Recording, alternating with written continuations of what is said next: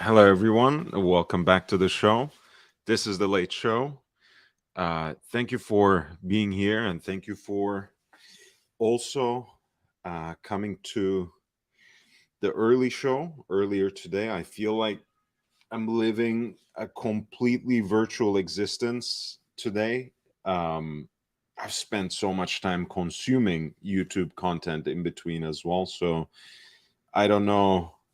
I don't know how I feel. I don't know what to make out of it.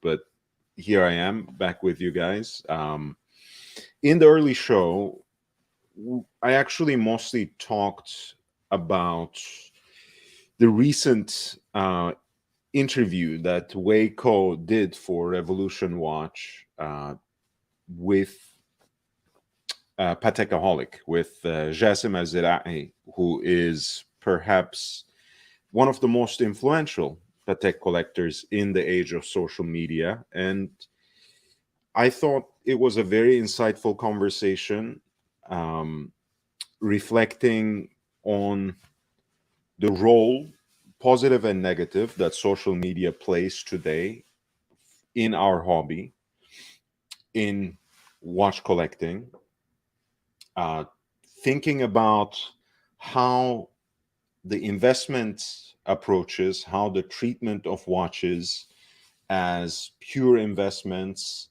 as investment grade assets, has affected the landscape for watch collecting.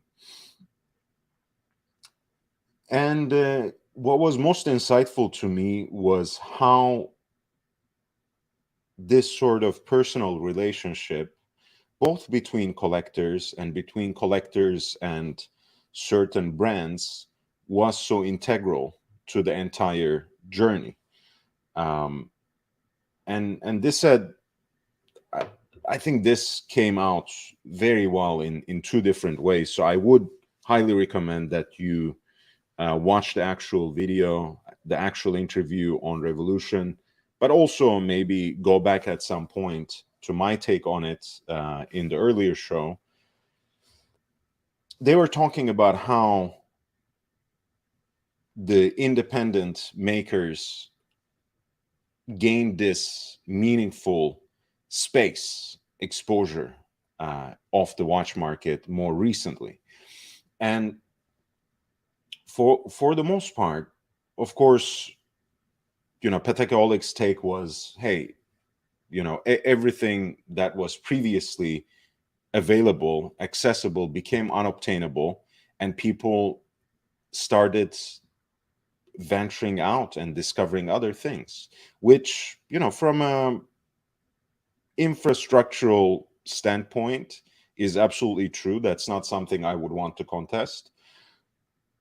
But as he was describing his own transition from Patek to Rolex, and I guess we'll talk about that as well tonight, um,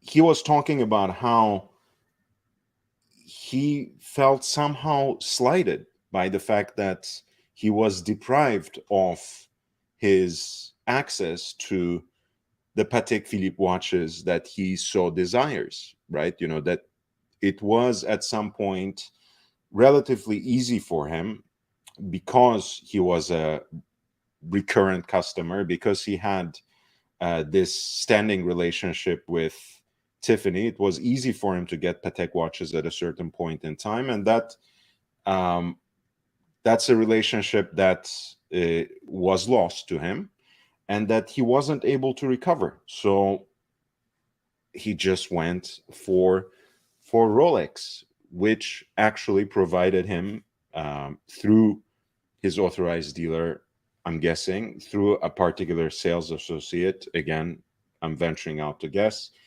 Uh, and he was able to basically acquire all these pieces that he always wanted and acquire them with relative ease, with facility, with a certain frequency that helped him quickly build an entire constellation of Rolex Daytonas.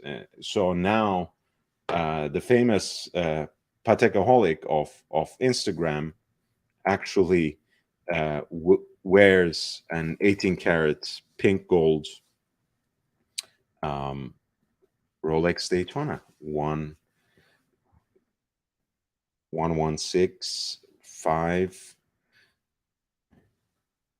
116505, right? Yep. Let's pull that up just for posterity's sake, and I'm sure we can find it on his Instagram as well.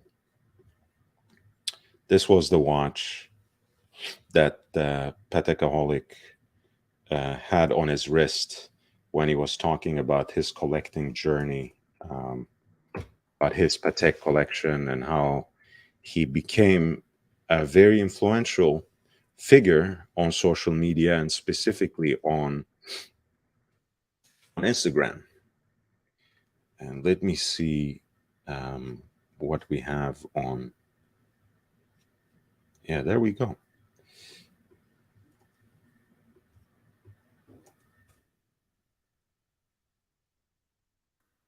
We have it right here. This was the watch he was wearing when he was talking to Waco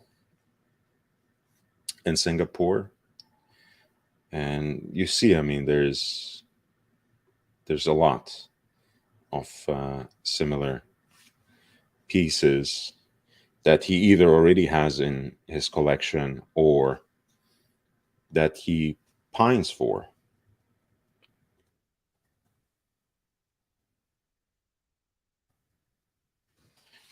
That's a great watch, by the way. The white gold with the racing dial in gray.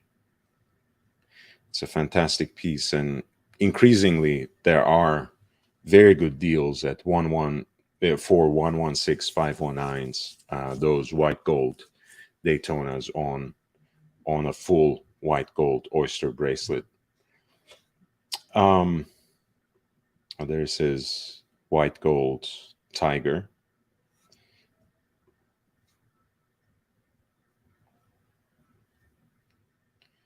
And I think he also has, yeah, like you can see the so-called John Mayer 116508 and the 116509, which is again another model that John Mayer had highlighted, and one that was actually released simultaneously with the so-called ceramic Daytona, right? 116500 LN. So it's really fascinating to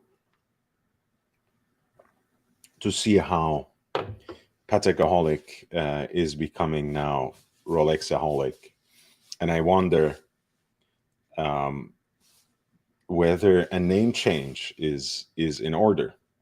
I mean, look, joking aside, of course, this is his brand now. This is a brand. It's not just something that you can shift around in a willy-nilly way, but it's important. And also, there was a moment in the interview, and I want you to listen to that as well, not only because it aligns with how I see the market, but because, again, it comes from an established, um, respected collector who is flying at that high level, who was basically saying, hey, the bottom has basically fallen off, and the prices are crashing.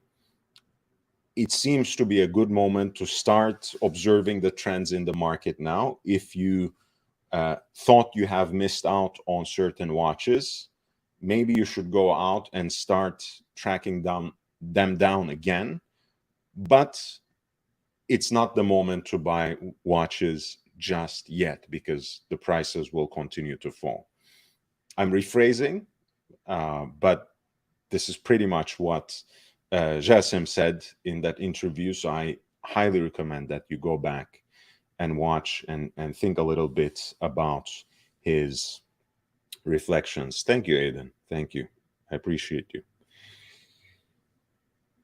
So that's how I wanted to start. I also uh, just posted on Instagram this absolutely iconic picture of the Italian fashion designer Valentino Garavani on his private jet with his pugs, wearing that old school Piaget polo that was, of course, that is long discontinued and replaced by the current generation, by the current iteration of that model.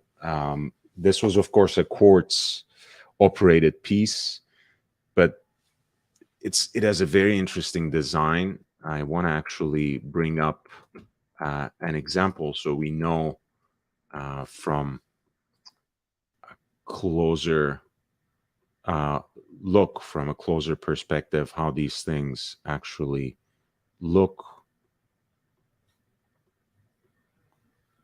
Yeah, it was wearing something like this, which again, we talk quite a lot in this day and age about integrated bracelet watches, but here you have something that takes that to another level, right? Where uh, not only the design and the pattern, but the particular uh, kind of craftsmanship that identifies the bracelet, that distinguishes the bracelet, is in fact how the case is made and lined up as well. So that's absolutely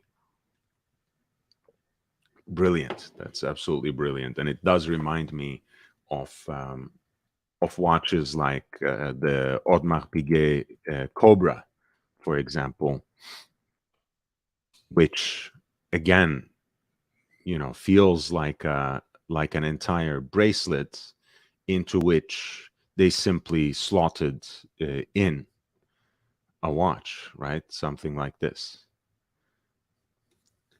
Again, there's usually a reason why some of these pieces didn't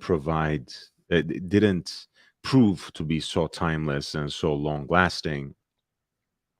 Some of them look a little bit dated, but the originality of their designs and the kind of unique way they reflect those 70s, part of which are carried into our own time in terms of watch designs through the Royal Oak and through the Nautilus, I think is something that we shouldn't neglect when it comes to the integrated bracelet designs. There are so many other examples out there that take care of that integration, perhaps even more impressively than the Nautilus or than some other examples, but are nevertheless somehow forgotten, have fallen under the radar. But no matter. I promised you earlier in the day that we'll try to look at different parts of Europe and at different kinds of auctions, so we can kind of have a sense of what kind of deals and what kinds of watches exist out there in the whole wide world.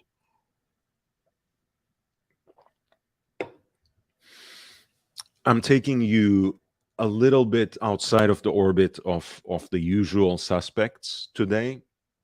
We have looked at Bruun-Rasmussen before, in a similar way, as to how we checked out Bukowski's in Sweden.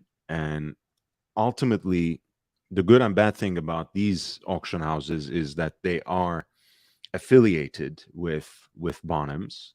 Bruun-Rasmussen is, at the very least, and they have the same sort of institutional backing, the same sort of corporate support behind them, but their auctions are a little more local. Uh, they have perhaps a more varied and diverse cast in terms of the watches that you would see there. They're not necessarily all intended to be heavy hitters, very desirable collectibles.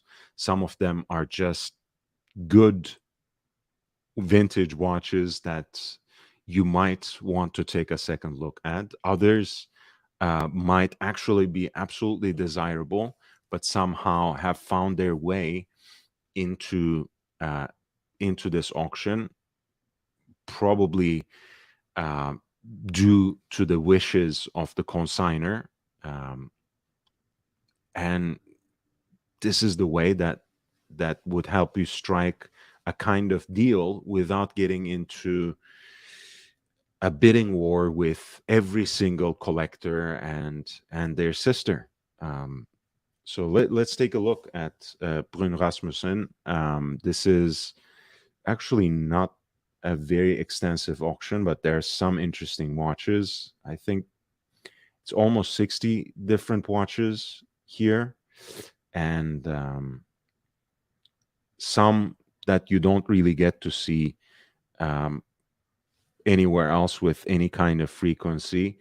Others perhaps less desirable, others a little bit off the radar, and yet others that should in either case belong to a very high profile auction where they compete for the attention of some very interesting collectors, like this DB24. We talked about this genre a little bit uh, earlier when I was going through the In Eichen auction, where they have their De Bethune single owner, single brand curation that's going on, I think, still now. Let me just double check. Yes, the private collection, De Bethune, which is actually ending on Monday. But we talked a little bit about basically De Bethune's sports uh, range, sports genre, as it was represented there in lots 9 and 10 by the two DB22 watches. And this is a DB24, which basically takes after the same design language with a power reserve at 12 o'clock, with those bolts on the bezel, with those 6 bolts on the bezel that form a rounded off um, hexagonal shape that sits on the cushion case with rather uh, short, if not stubby, lugs, and overall, very nice hunk of steel that uh, that is a very fascinating watch that you don't see every day. That's a 48 millimeter, if I'm not mistaken. We'll take a look at the description. It has a lot of the elements that we recognize from other De Bethune watches, but from the handset down to the sporty bezel that is bolted on to that cushion case. Um, it's a very, very intriguing design, but of course it has those blue titanium elements both on the case and on the movement that make it every bit of a De Bethune piece as anything else. Of course, we have a mechanical movement, a self-winding movement at work, um, with a nice skeletonized rotor that looks more like a steering wheel, than that Star Trek fleet symbol, which we usually see on the calibers of the Bethune watches. And ultimately, on that black alligator strap, you have a design that's very daring, very distinctive, but also sporty in a way that, at least in today's day and age, we don't necessarily expect from the Bitun. So that's DB24 um, in 48 millimeter. Of course, it is wholly in titanium, and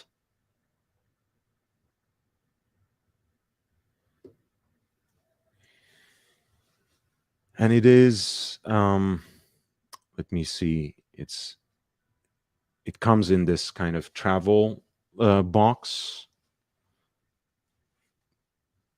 listed with an estimate of 150,000 to 200,000 Danish crowns. And 150,000 Danish crowns, I think, should be around 22,000 US dollars.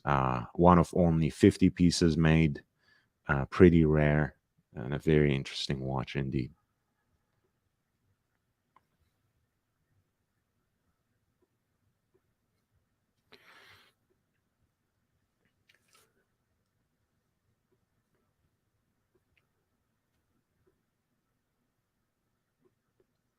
That was lot 617 of the upcoming Bruun-Rasmussen auction on March 8th at DB24, with a lower estimate that hovers around $22,000. Let's start from the very beginning. This is a 16014, lovely blue dial.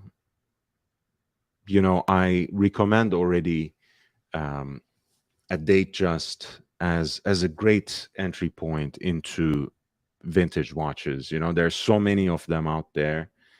You can still find, especially 70s examples, that are in incredible condition, if not necessarily absolutely pristine, but certainly in very desirable state.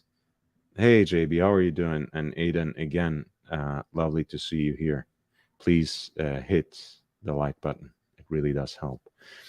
So a 16014, for that reason, which is a late 70s reference, a kind of transitional reference in a way, um, is would be just great. I have one of these actually. It's a watch that I love wearing on the Jubilee bracelet, which might be in need of some TLC by someone, let's say, like Michael Young, who is an expert based in Hong Kong in restoring these things. But still, I love wearing it on the Jubilee bracelet, even though it has gotten a little loose. I also love, popping out that bad boy and putting the watch on a leather strap, and that's very easy and very straightforward, of course, because you have a so-called holes case, right, which gives you easy access to that lock pin that you can even pop out with toothpick. And you just need to take a little bit of care so those pins don't jump, those spring bars don't fly into the unknown or into someone's eye.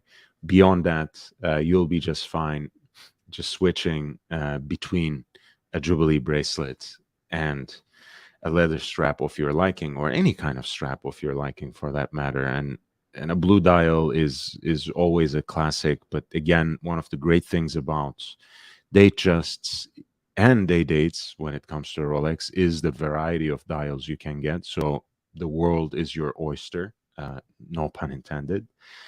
And that is just a beautiful entry point into the beauty and variety of vintage Rolex.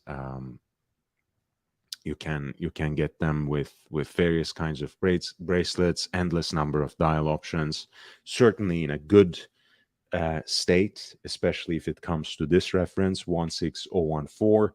You get something that is entirely in stainless steel, so you have that sort of non-ostentatious everyday wear aspect of it, but that's 18 karat white gold fluted bezel gives the watch that extra edge, that little bit of flair, which also makes it a gorgeous dress piece. And you get that warmth of an acrylic crystal, as well as the modularity of the no holes case. So this kind of Datejust is one of the best ways to begin collecting vintage Rolex. And of course, it doesn't hurt that you have that applied coronet at 12 o'clock, which is a timeless symbol for the brand.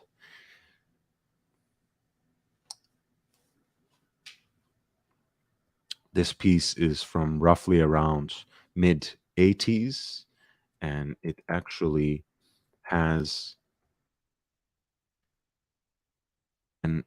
a lower estimate of $2,900, which makes it again a very interesting proposition, especially if you are within the European Union,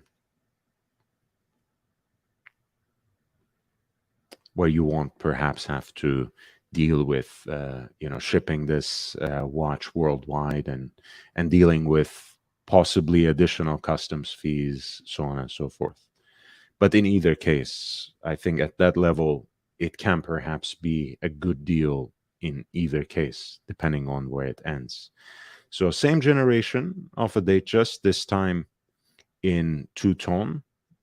We have a 16013 with the tapestry dial, the Patrick Bateman special, the American Psycho. You have, of course, this time an 18 karat yellow gold bezel, which seems to have been polished and seems to have been polished rather aggressively, to be honest. It lost some of its sparkle. It lost some of its sharpness, I have to say. And these are the kinds of things that you'll learn to look for the minute you even see a simple photograph like this. One of the things that we look for the condition of polish is the coronet on the buckle still prominent. In this case, it seems a little shaved down. It hasn't entirely disappeared, but that's not a particularly encouraging sign. And then you look at the fluted bezel, and some of the sparkle has gone. The sharpness of the angles seems to have disappeared.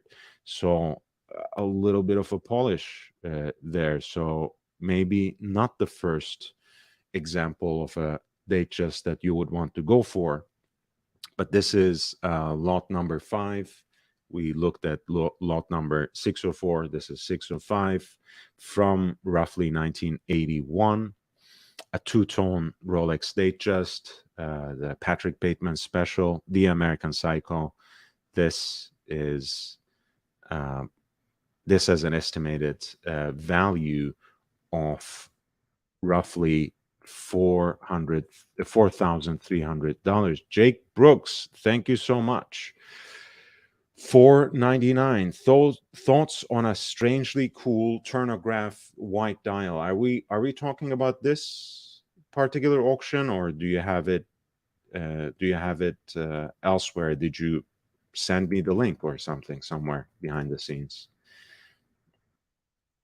Let's see if I received an email or a message from JB in the background. Not yet. Okay. Well, in that case, I'm assuming it might well be in this auction, so I'm just gonna kind of scroll down, and I'm going to send the link to you guys in the chat as well.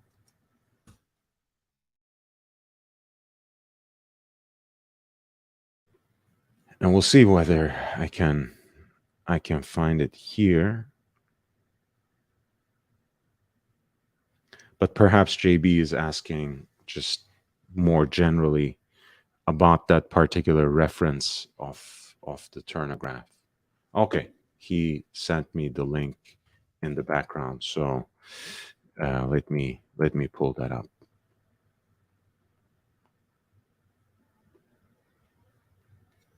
Oh yeah, turnographs are cool. Let me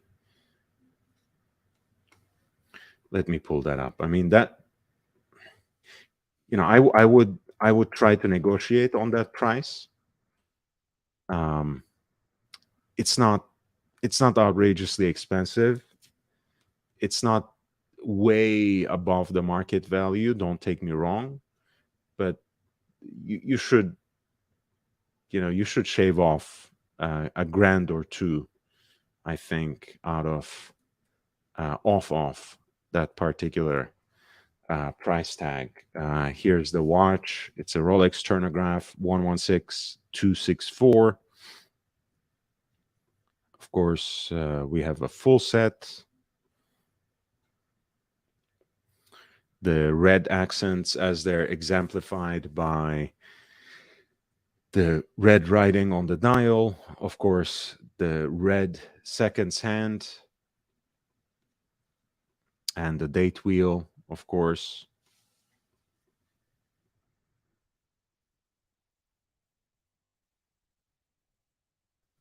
Which I believe it's the turnograph has a roulette date wheel, as they call it, I think.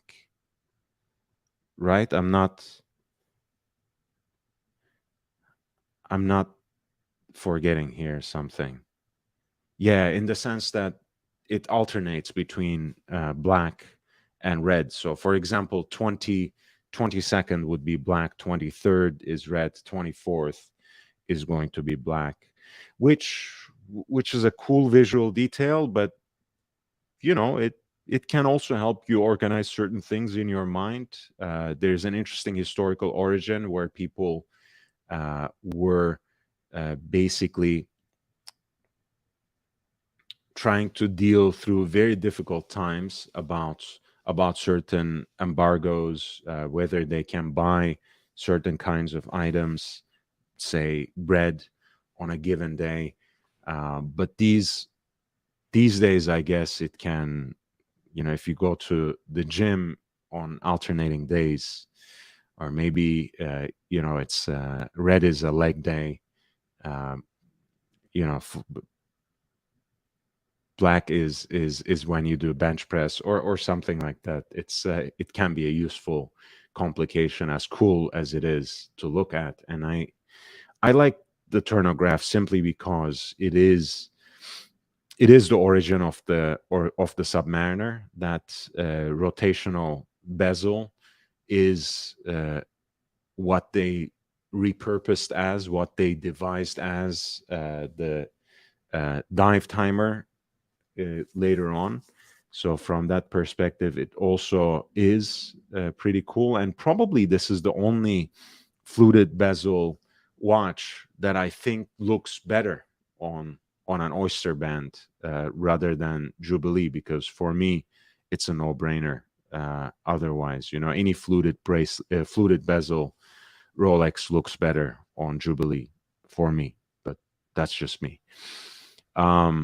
Yeah, the price seems a little excessive, but if you can pull it into the range of 6,500 or something like that, why not? It could be an interesting watch to have, and it's something that sets itself apart, something that not everybody has.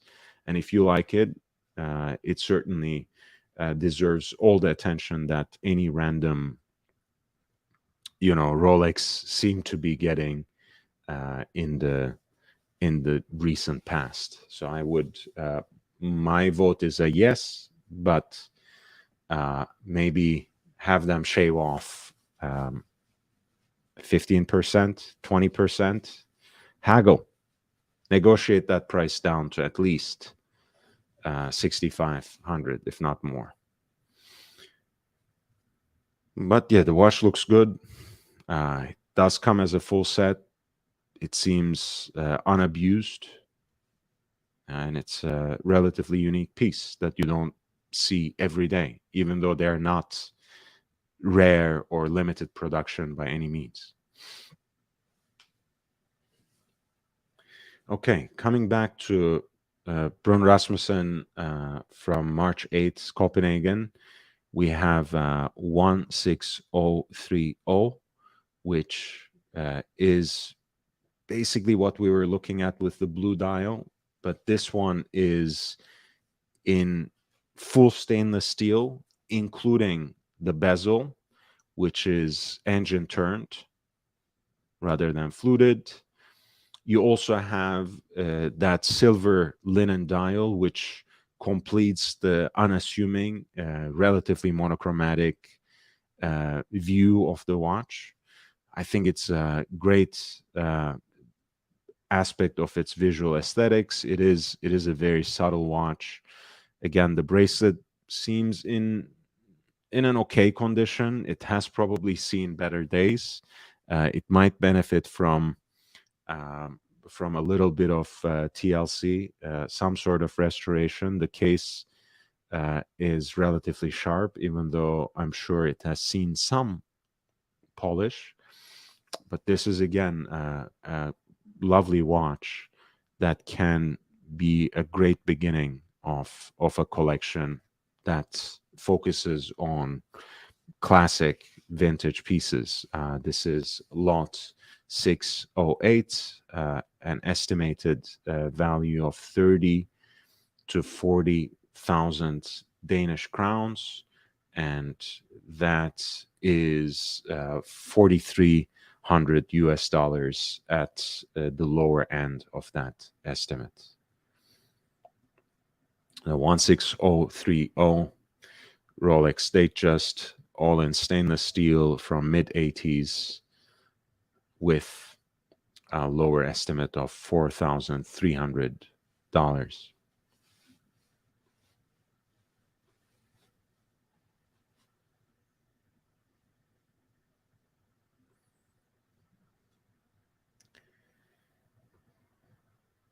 We have a classic Calatrava. This is truly a diminutive watch, so tread with care. But it has a lot of elegant aspects to it that can make it a very dainty and interesting dress watch for some. If you don't find its dimensions prohibitive, this is a very sharp example with the hallmarks pretty distinctive still, even though the watch has, of course, been worn, but it is unpolished. The hobnail decoration on the bezel is very distinctive and quite iconic, especially when it comes to the modern reinvention of the Patek Philippe Calatrava as an elegant, exciting dress watch. It has an enamel dial, classic Roman numerals, leaf hands, and small seconds at 6 in yellow gold. A lot of things that you would want from a dress watch. It is sized right under 34 millimeters, so that might be quite undesirable for some. I think it could be a very interesting dress watch if your collection is otherwise completely consisting of 40 millimeter and up, or all 40 millimeter Rolex sports watches, and your wrist is not gigantic. I think this could be an option for a dress watch in your arsenal, in your collection, especially if you want to stick with round cases, especially if you want some sort of contrast, something that's entirely different from the rest of your collection. Of course, there are so many things that you can get if you go into shaped cases. My favorite is always Jaeger-LeCoultre Reverso. Cartier Tank is a great example. Cartier's Santos Dumont is a great example. Um, of course, there's so much else that's both larger and perhaps sportier, but this is a classic. It's the kind of watch that you can't go wrong with. 3919J, the Patek Philippe Calatrava in yellow gold with the enamel dial and Roman numerals on the dial from early 2000s. This piece has an estimate of 40,000 to 60,000 Danish crowns, and that comes to 5,750 at the lower estimate in US dollars.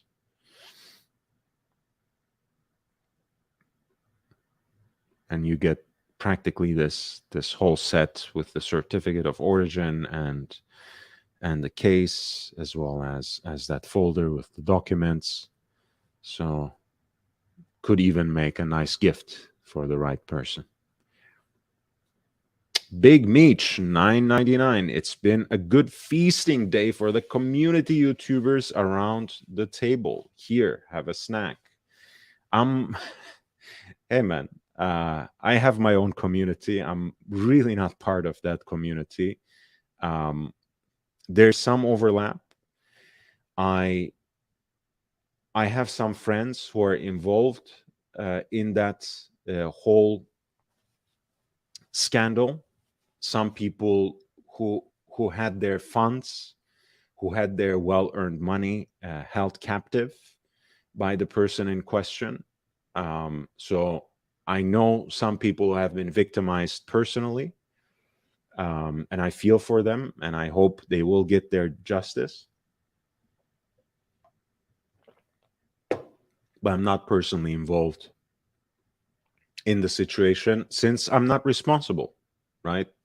It's those people who have given to these kinds of scammers and schemers a platform and allowed them to gain a kind of legitimacy, owe it to the community to make sure that people who have been tricked get their money back and some justice is done for the matter. They have enabled it. They have made the mess. It's down to them to clean it up now. So they better get on it.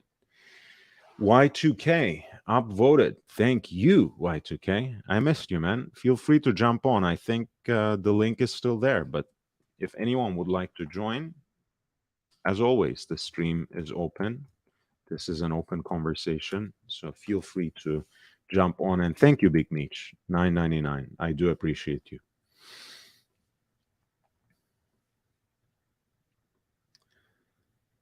So that was lot 609 3919J.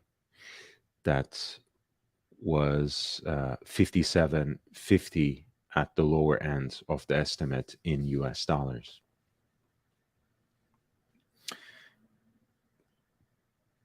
There's a Spitfire Mark 16, which is a stainless steel IWC piece with a self-winding movement, broadsword hands,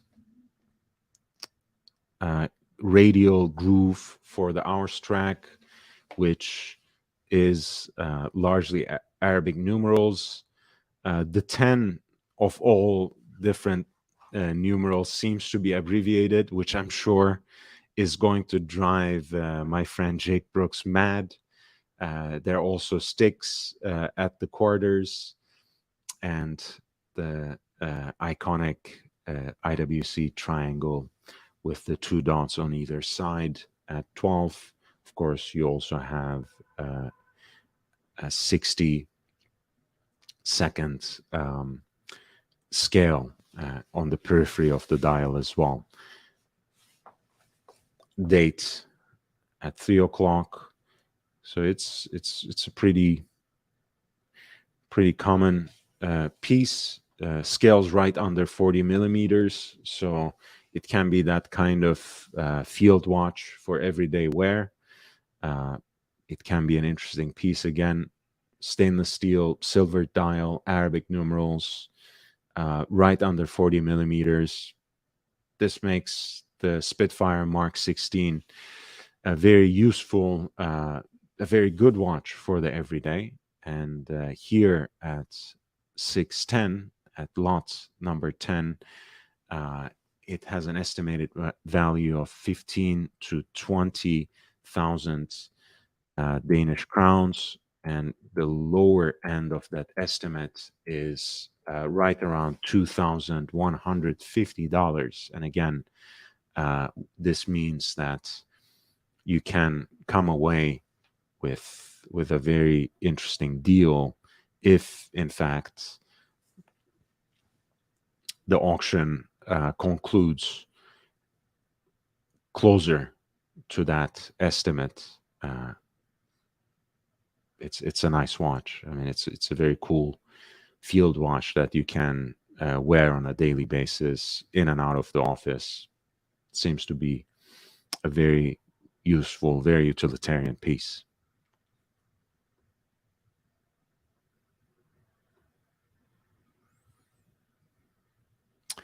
This is an IWC Spitfire Mark 16 with an estimate of 15 to 20,000 Danish crowns, which means that the lower end of that estimate hovers around 2150 in US dollars.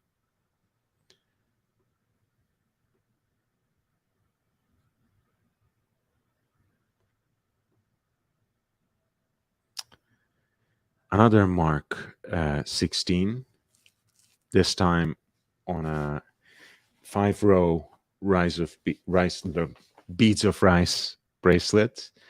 Again, more or less the same watch, more or less the same aesthetics, except what you have here is perhaps a sportier expression of it on a black dial for great contrast, good readability. The bracelet again, which makes it a little sportier and perhaps even more amenable for everyday wear. And certainly, again, you have that timeless field watch look, that timeless, time only, time and date pilot's watch look that IWC so readily represents in this Mark 16 range, which makes it a good option for a daily watch. This is, again, with an estimated value of 20 to 25,000 Danish crowns, which means the lower end of the estimate is around $2,900. That was lot 611 for an IWC pilot's watch Mark 16,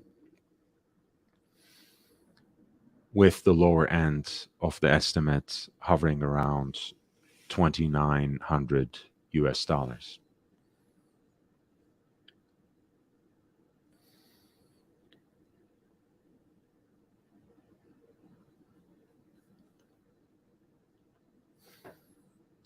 We're going through the upcoming auction on March 8th in Denmark,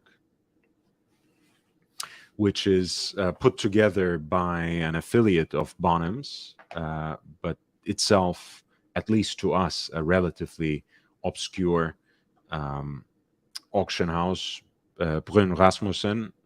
There are some very interesting watches, some of the usual suspects, but by and large, a pretty humble collection where you can certainly see how some of them might fall through the cracks and present actually some great deals for some people in the audience, especially if you happen to be already in the region, at least in the European Union.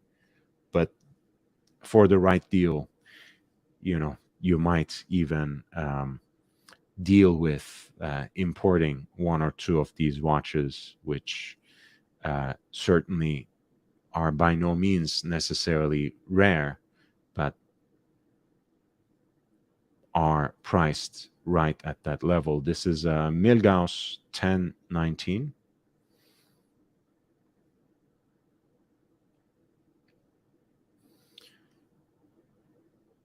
It's not the most desirable configuration. It's also not necessarily the most interesting and well-preserved example either. But it is nevertheless a 1016 Rolex Milgauss from early 1970s with the white dial. And we have an estimated value for lot 12, a Milgauss 1019, between 80,000 to 100,000 in Danish crowns, which means that the lower end of that estimate is right around 11,500 in US dollars.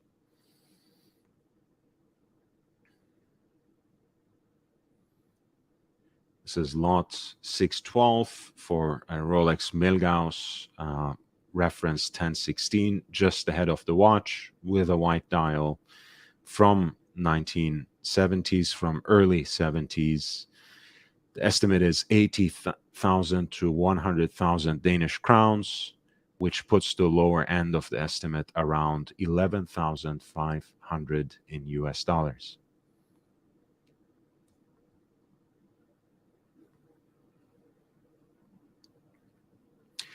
We have the modern Milgauss, the Z Blue.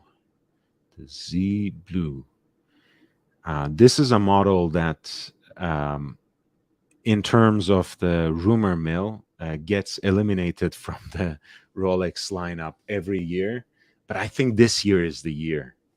It might well be that they are discontinuing the Rolex Milgauss relatively soon. So if it's a model that you have been chasing, it may well be the time to snap one up. Whether you can get it at retail from your authorized dealer, or maybe you can acquire one on the secondary market where they have finally fallen to the levels where it is reasonable to acquire one. By all means, I think it's a very nice watch. I think it's a very unique piece. I always love the place that it occupies within the Rolex lineup. They might change the design to streamline it, to fit it to the industrial production model that Rolex has, where they make more than 1 million watches, basically. So probably this gets upgraded in the same way, quote unquote, upgraded in the same way that the Air King has been in the last year. Again, pure speculation, right? I'm not basing this on any leak.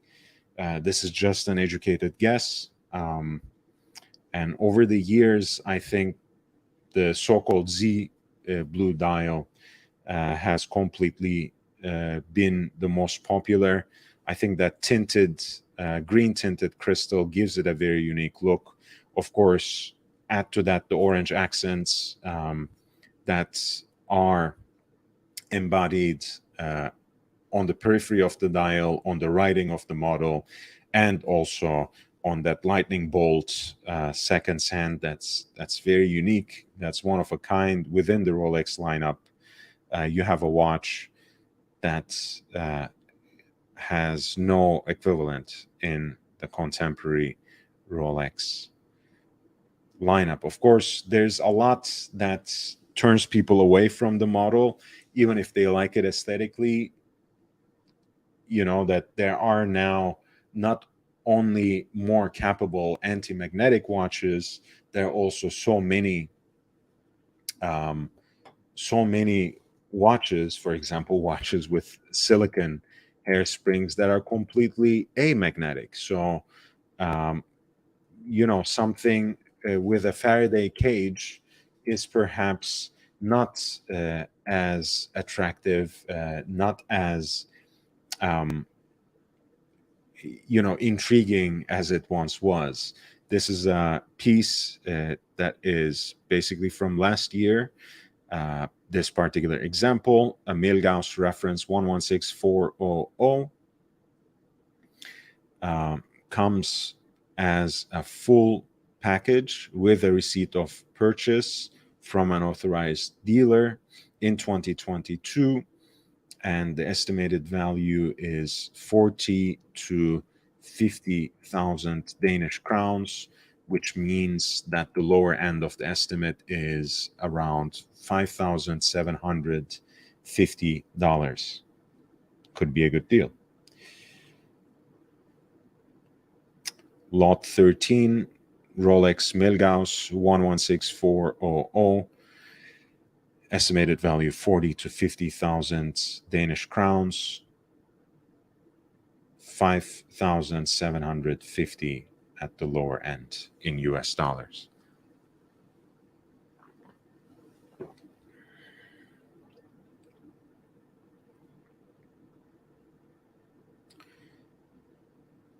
$619, we have a beautiful, beautiful Patek annual calendar 4936R.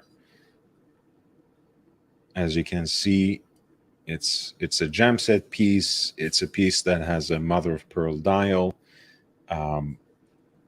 So that might make it undesirable to some. I think it's a very elegant piece, certainly designed as a lady's watch, but that doesn't mean it has to be that way. Hey, people, I've seen men wear more, extreme pieces in a way,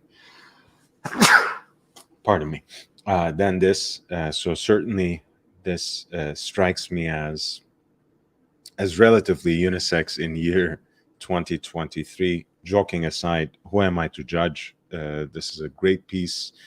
Patek Philippe, as you know, in 1996 came out with the annual calendar, which was their proprietary complication, which, unlike most complete calendars that require 5 adjustments throughout the year, annual calendars require only 1 adjustment at the end of this particular month, February, since the complication can't account for the leap year, but it's that middle ground basically between triple calendars and perpetual calendars.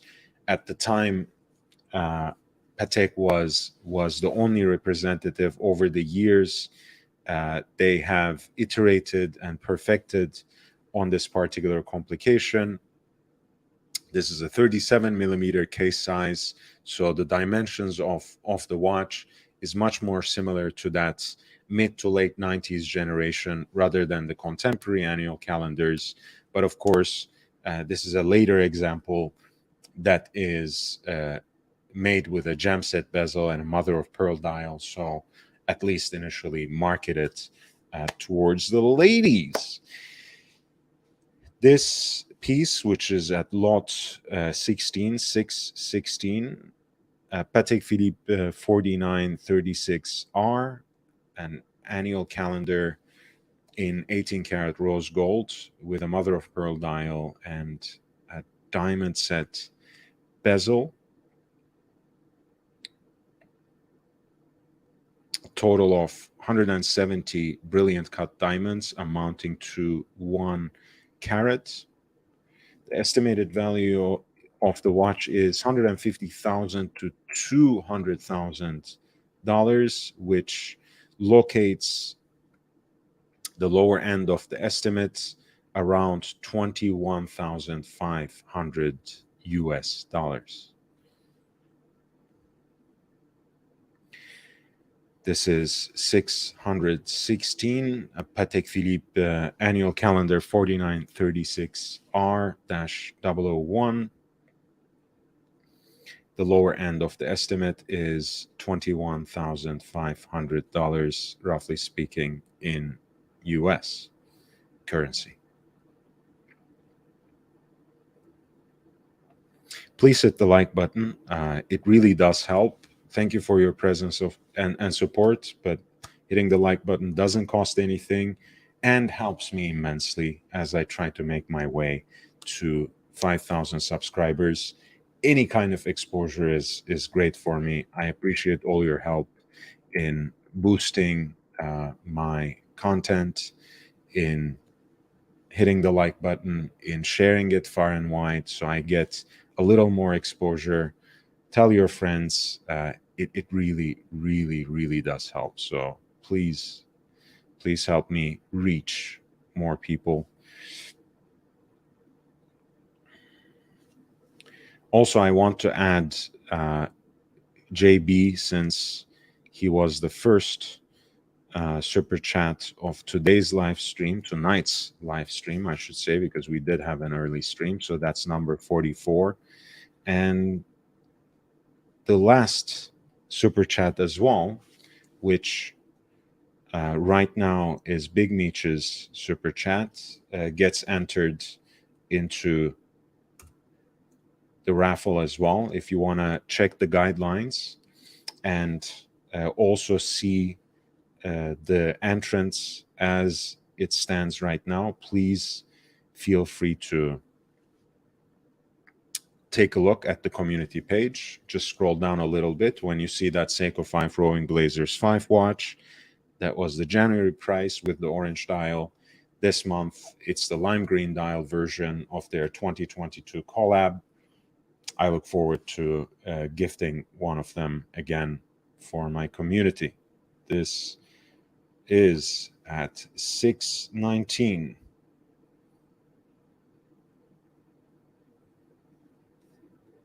A very lovely and minimalist three-hander Rolex, as you can see, with a gold-plated buckle, matched with a gold-plated buckle, and the case back has an inscription: 25 years of service to St. Regis Paper Company, Walter T. Bayer, 1964. Very interesting. Nice similarity there. I'm sure it's no relation to actual to the famous watch store in Zurich, the Bayers, but hey, they are one of the most esteemed authorized dealers of Rolex. So that's a nice little inside joke there. This is actually a reference 13459, gold-plated piece, as it turns out, with a cream dial. The fixtures, the furniture of the dial matches the gold-plated case. 35 millimeter piece from the 1950s.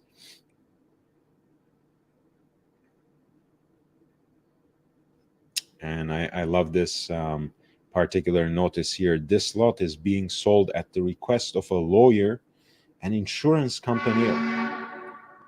Whoa.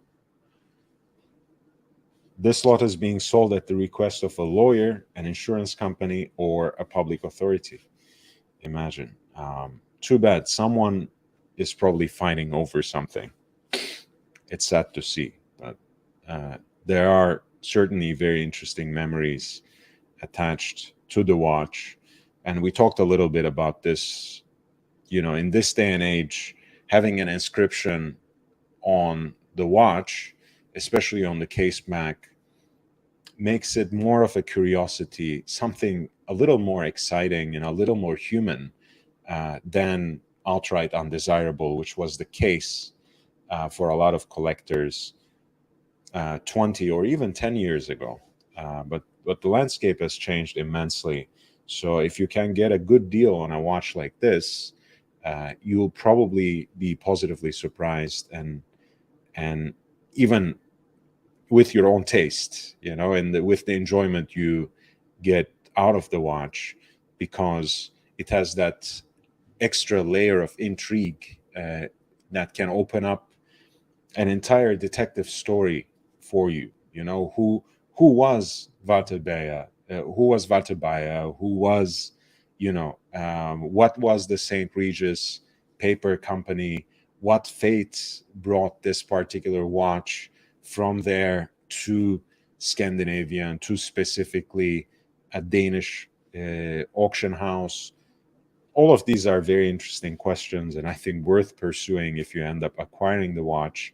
This is lot 619 with an estimated value of 15 to 20,000 crowns, which places the lower end of the estimate around 2,150 in US dollars.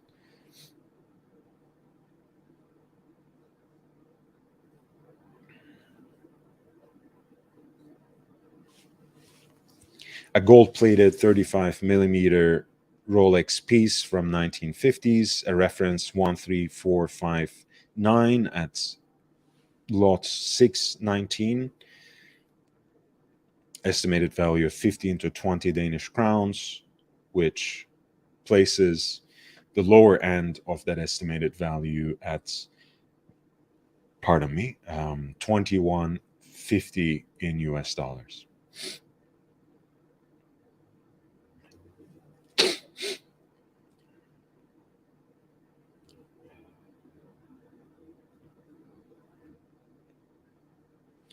At lot number 621, we have a Vacheron Constantin dress watch in 18 karat pink gold and small seconds.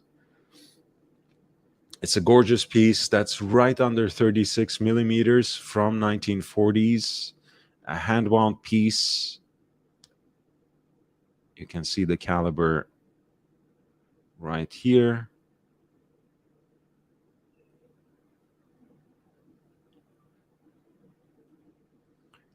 Beautiful, elegant, ultra thin with stylized lugs.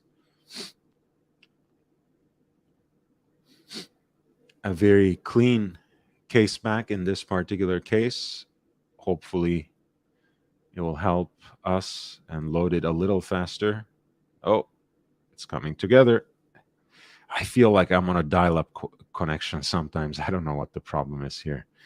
I do apologize.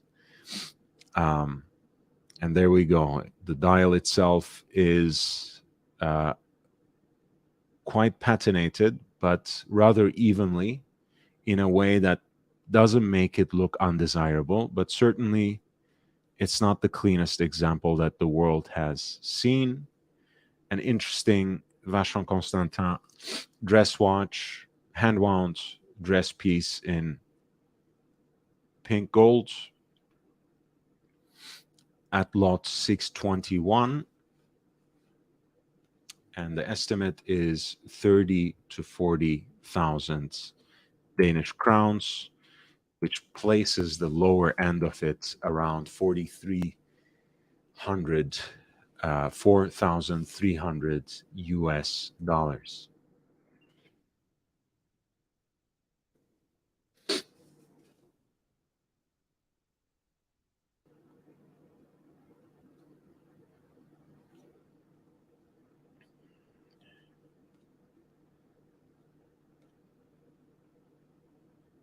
That was lot 621, 40s hand-wound Vacheron Constantin dress piece in 18 karat rose gold, with the lower estimate of it hovering right around $4,300.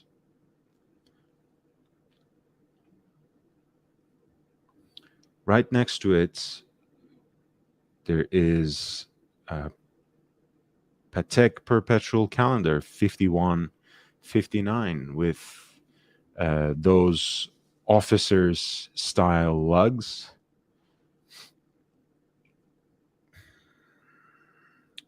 this is certainly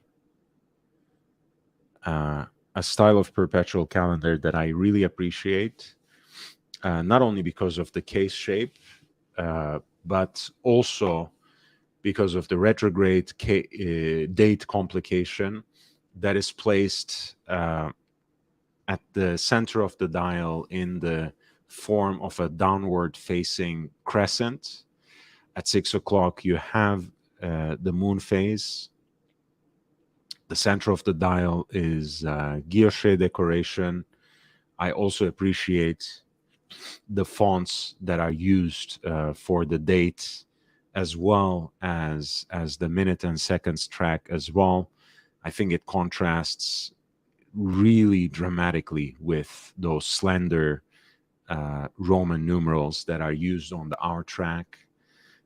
The spade hand for the hours is quite a delight as well.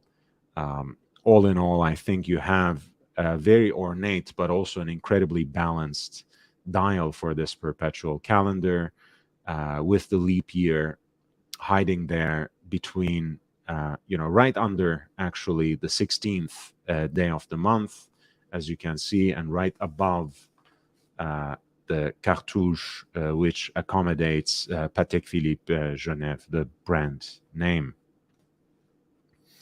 Of course, you have a relatively sizable onion crown for the piece as well, which gels really well with that officer style case. And here it arrives as basically a full set, at least a certificate of origin and the box. And this piece is, of course, in 18 karat yellow gold. It's a 5159 in 38 millimeters from 2009.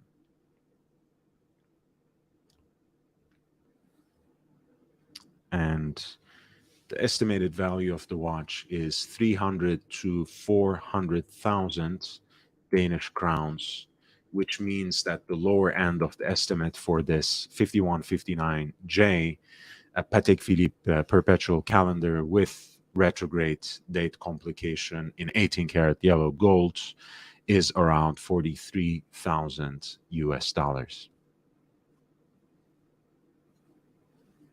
Hey, GB Vol, nice to see you, man. I hope you're keeping all right. I hope you are doing well.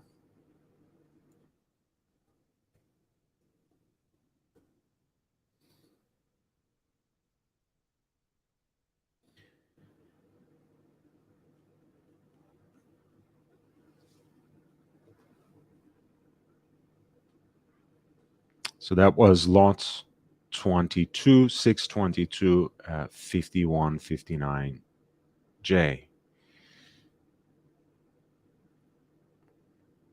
We have a couple of other, trying to see. We have a few more Calatravas and other classic Calatrava style dress watches. We had the 3919J before. We have another example of it here, again from early 2000s. Again, a pretty pristine piece, maybe not as clean and not as well preserved as the previous example,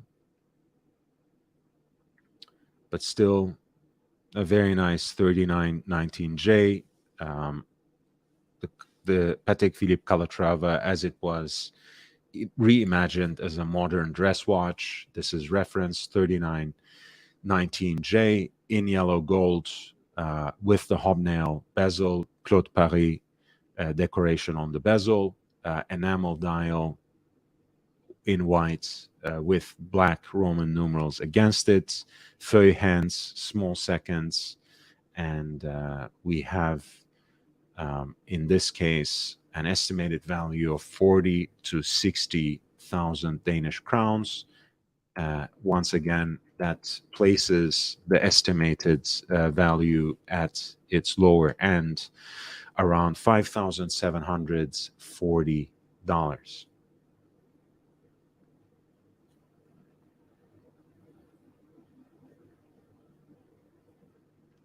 624 is Breguet Classique, specifically a 3910 BA, which makes it a yellow gold expression. Again, everything that you expect from a Breguet watch, with two different variations of hand guilloche on the dial, hobnail at the center, a kind of wave pattern in small seconds, Roman numerals for the hours, Breguet hands that are heat blued to contrast with that silvered dial, the classic round case with those straight lugs that make this watch look as if it were a conversion from a pocket watch. A very elegant piece of design from the 1990s, with a diameter that's around 34.5 millimeters, a hand-wound dress watch in classic proportions from Breguet, with a closed case back, as you can see here. The piece has an estimated value of 25 to 30,000 Danish crowns. That places its lower end for the estimate around $3,600, 3,588.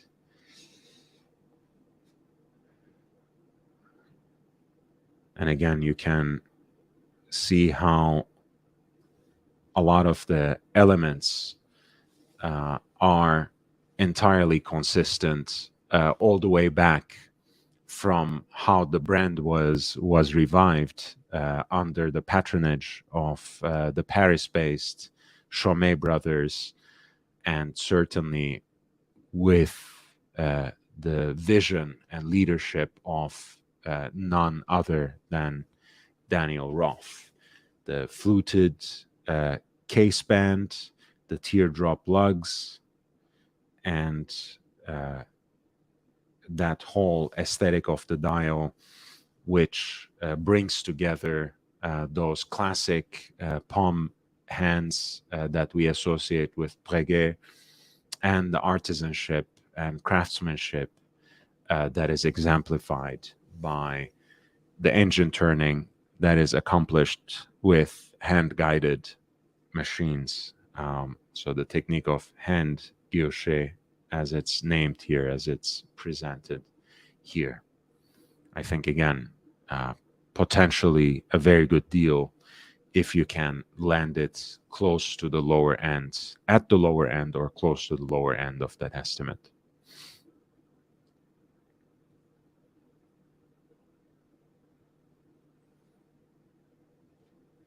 We have just passed the hour, so I'm going to take a very short break. But in the meantime, I encourage you to hit the like button if you have liked my presentation so far, if you have enjoyed the stream, if you have learned something from it. I will be right back. I just need to get a quick drink.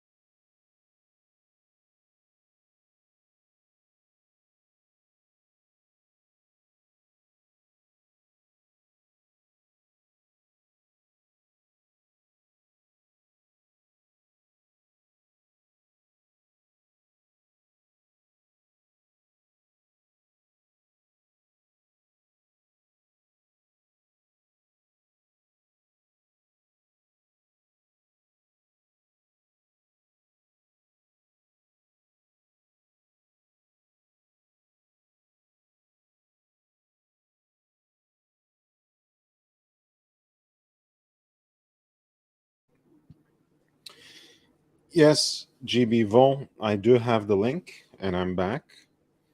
I have just put it in the chat. So if you guys have any questions about specific lots, feel free to send it in with a super chat, and I would be more than happy to delve deeper horologically and historically into that particular reference, or go back if it is something that I skipped. And here we have a Langematic perpetual calendar with in platinum.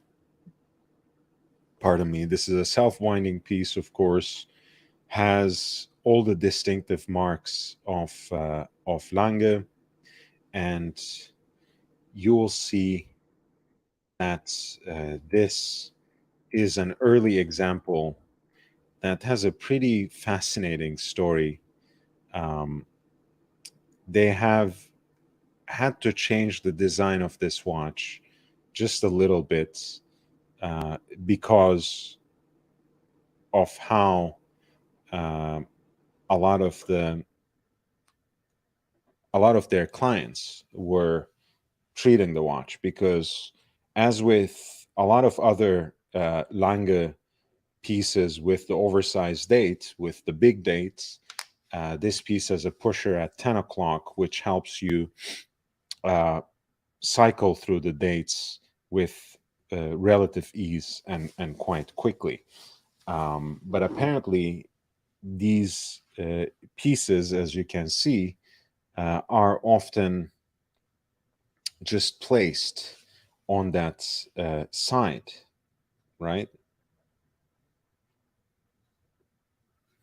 And apparently, some of them were, in fact, also um, in uh, initially delivered with déployant clasps. So people were even more inclined to put it down.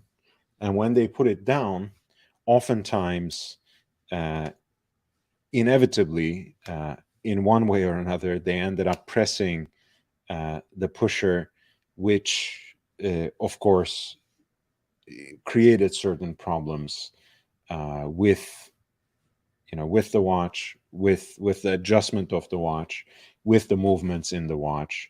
So eventually they had to get rid of the that particular pusher in the perpetual calendar. And today, if you go actually in the Saxonia line and go into the series of Langematic perpetual calendars, you will see that they don't have the pusher anymore.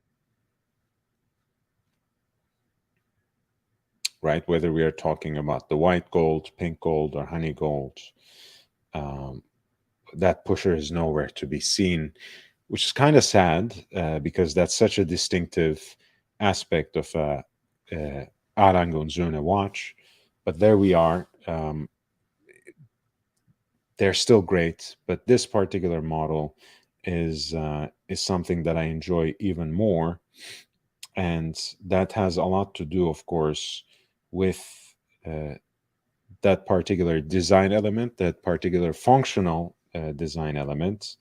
The fact that this is platinum with that lovely matte gray case, the alpha hands with loom and loom on the dial as well. The watch just has this cold and cool appearance that makes it just perfect for a perpetual calendar in platinum. Of course, you don't always get a perpetual calendar with the big date at 12 o'clock.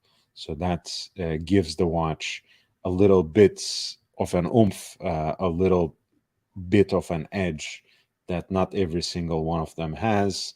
And so does that pusher.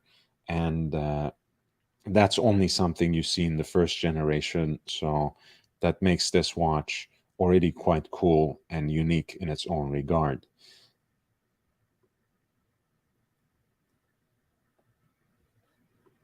And of course, this has uh, the base of that caliber, of the Zaxomat caliber, that has that two-tone three-quarter rotor, basically the oversized micro rotor, that is at once 21 karat gold, but also with the additional platinum oscillating weight. It's a fantastic watch, great movement, uh,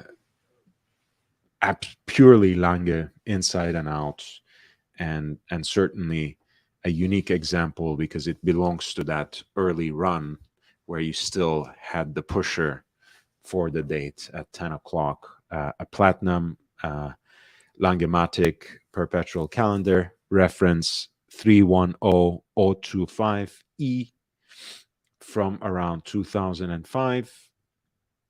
The diameter of the watch is around 38.5 millimeters, and the estimate is 300 to 400,000 Danish crowns, which puts the lower end of that estimate around $43,000. All things said and done, considering how these things trend on the secondary markets these days, that doesn't sound so bad. But let me check my notes. Yes, I mean, if you can get it closer to that lower end of the estimates, this can be a very good deal, and you will be the happy new owner of Erlang und Söhne perpetual calendar in platinum. Imagine if you get it under $50,000. I think you'll be laughing for the next decade or two. But who knows? I'm sure this won't escape the attention of a lot of people. I mean, it's impossible.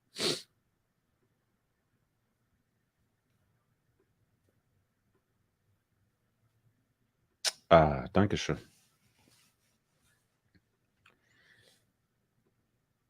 Yeah, this is an incredible piece, guys.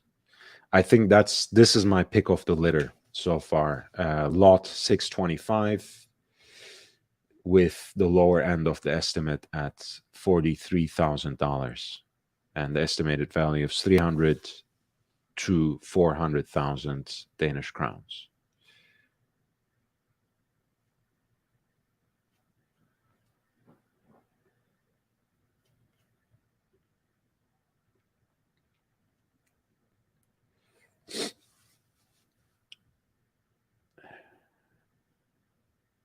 Speaking of integrated bracelet watches, this is the Golden Ellipse.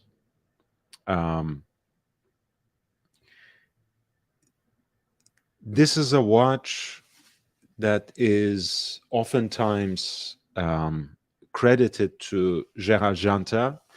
I don't have the final confirmation. I think it is a Gerard Janta design. I think it reflects his ethos, but I can't be sure. I believe it is, but again, this is a hand-wound piece. The golden part of Golden Ellipse comes from actually the proportions of the design, who that are according to the so-called golden ratio, and or the divine ratio, as sometimes people call it. Again, sometimes this design is attributed to Gerard Janta, but there's no final confirmation. Sometimes people say it's the in-house designer Jean-Daniel Robelli, which might be just as well true. I think what makes this watch much more intriguing is the fact that the dial itself is also fashioned out of gold. In this case, it is a blue dial that has patinated beautifully. So it's basically a heat blued gold dial that aged here into a kind of slate gray, which contrasts rather well, at least in my estimate, with that yellow gold appearance. It also has that integrated bracelet, which has a slight shortcoming. We have talked about this a few times. It's hard to extend them. So if they don't fit your wrist, it's a lot of work and it's a lot of hassle to actually get them arranged. And it's going to be kind of an aftermarket solution. So I don't know if you would even want that.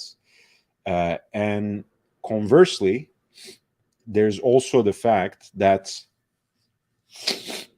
um, guys, wait a second. Let me just get back.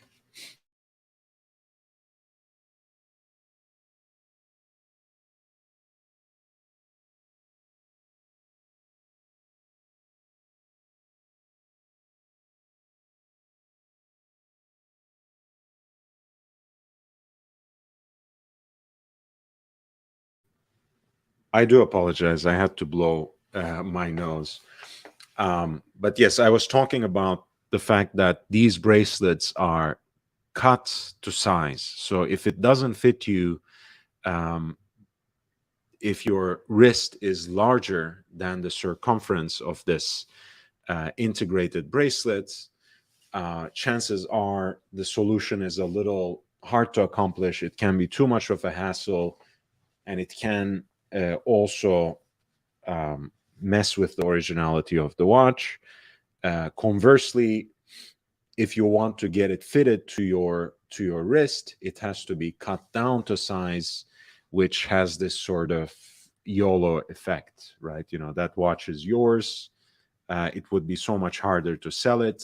It might even become a little harder to pass it on to the next generation, depending on how your um, progeny will grow in size. Maybe it will fit just right. Who knows? But this is a gorgeous watch, hand wound movements. As much as I like the fact that the golden ellipse still exists within the Rolex, within the Patek lineup, I think the current case size is too big. This is the 32 by 28. So this may be too small according to a certain taste. If you're not familiar with that dimension, don't just make the leap of faith. Um, I always err on the smaller side of the spectrum, right? For me, when I wear watches, I always think that there's no such thing as too small, at least within reasonable limits.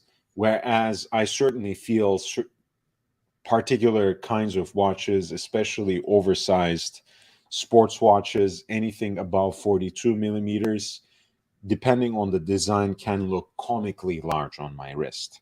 So, for the right deal, even if it were a watch that I had not tried before, I would be willing to take the risk, but I wouldn't recommend it to you. So, if you haven't tried on any of these watches and if you don't know how it would look on your wrist, I don't know, but this is a great example.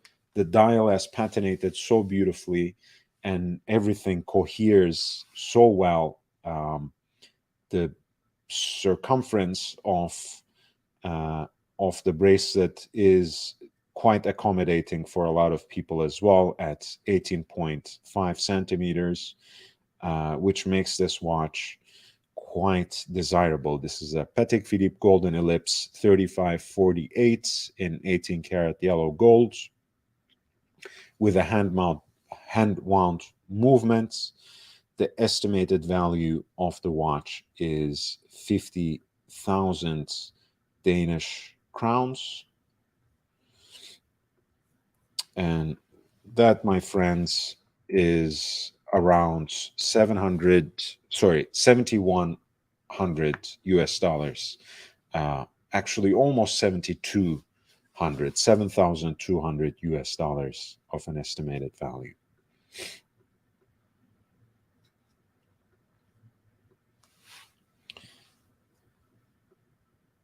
I'm going to share once again the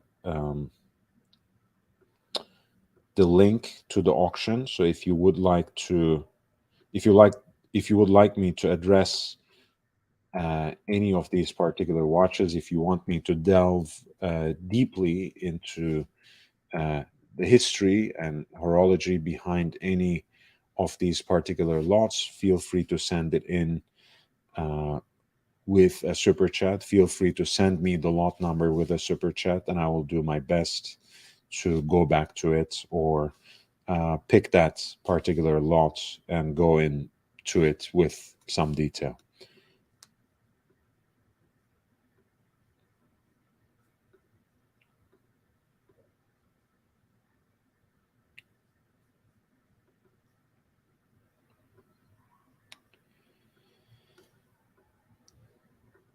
So that was the Golden Ellipse, right, estimated to sell for right above $7,000 at lot 626.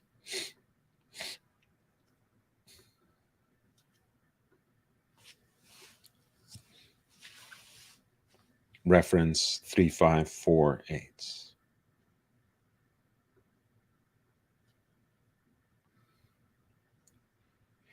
You have a smaller example of it from the 1980s.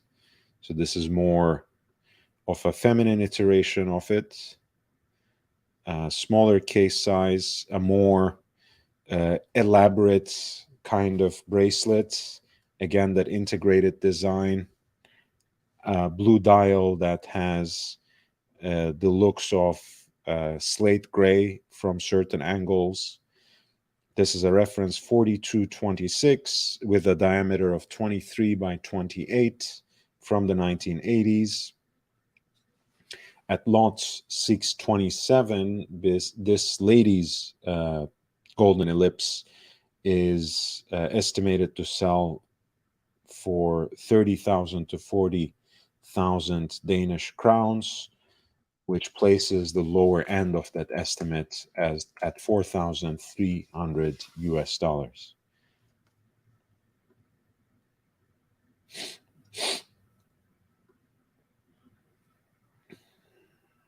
Now you have one that is once again quite small, lady size 20 to 20 by 23.5 in white gold with a dark blue dial, a very delicate watch again with the integrated bracelets, kind of having this fish scale / snake skin kind of pattern on it. This is a reference 4464/2 with an estimated value of 25 to 30,000 Danish crowns at lot 629, which means the lower end of that estimate is $3,588.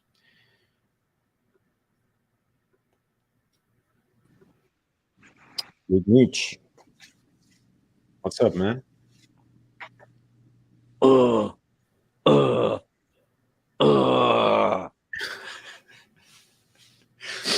I wonder who that is. What's going on, Lord? You're having a lot of fun at the expense of others, Mitch. That's not good karma. I'm part French. That's why I find everyone's pain miserable. Everyone's miserable pain amusing, except my own. Okay. Are you really part French? I don't know. We're just gonna run with it, though. Good. I mean, the Germans actually have a beautiful word for taking pleasure in the misery of others, Schadenfreude, as they call it.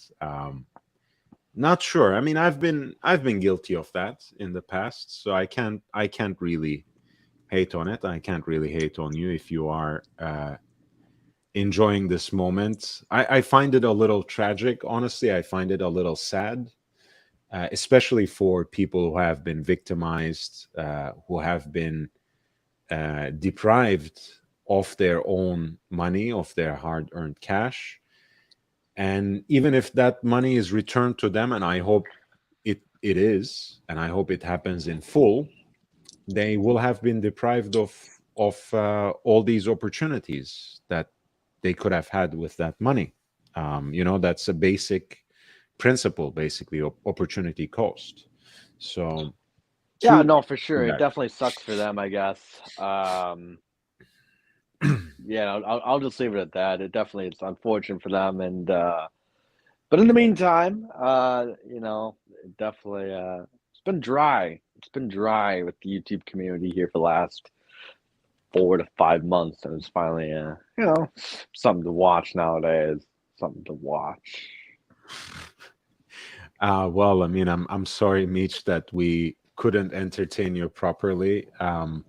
I'm sure you won't find any of that on this channel, but you're always welcome. In either case. I don't know. Um, The Discord was pretty entertaining this morning when I logged in. See, Ozzy is definitely very excited about the current events. oh yeah, yeah, yeah. I guess, but the Discord is Aussie's Discord, as you know, so it's not mine. I'm not responsible for it.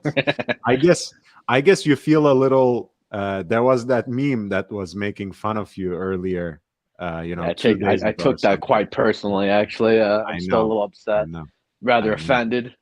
I do take offense, good sir. I do take offense. Yeah, let me see. Let me see if you guys can identify Meech with this phenomenon and see Meech in this meme. So this is an interesting graph that has the IQ score supposedly down here, and at the lower end it says, "I like how it looks." And then at the other end, with people supposedly with higher IQs also say, "I like how it looks." And in the middle there's Meech, who says it's not an in-house movement and doesn't have a screw down crown, and it needs applied indices and a COSC certification. No, it's look, I I mean, really don't care too much about the in-house movements unless you're asking absurd amount of money. Um, the that is glasses are one of an issue. unmistakable. The glasses are unmistakable, though. I know you don't want to own up to every aspect of that It's a statement. stereotype, and it's an offensive stereotype.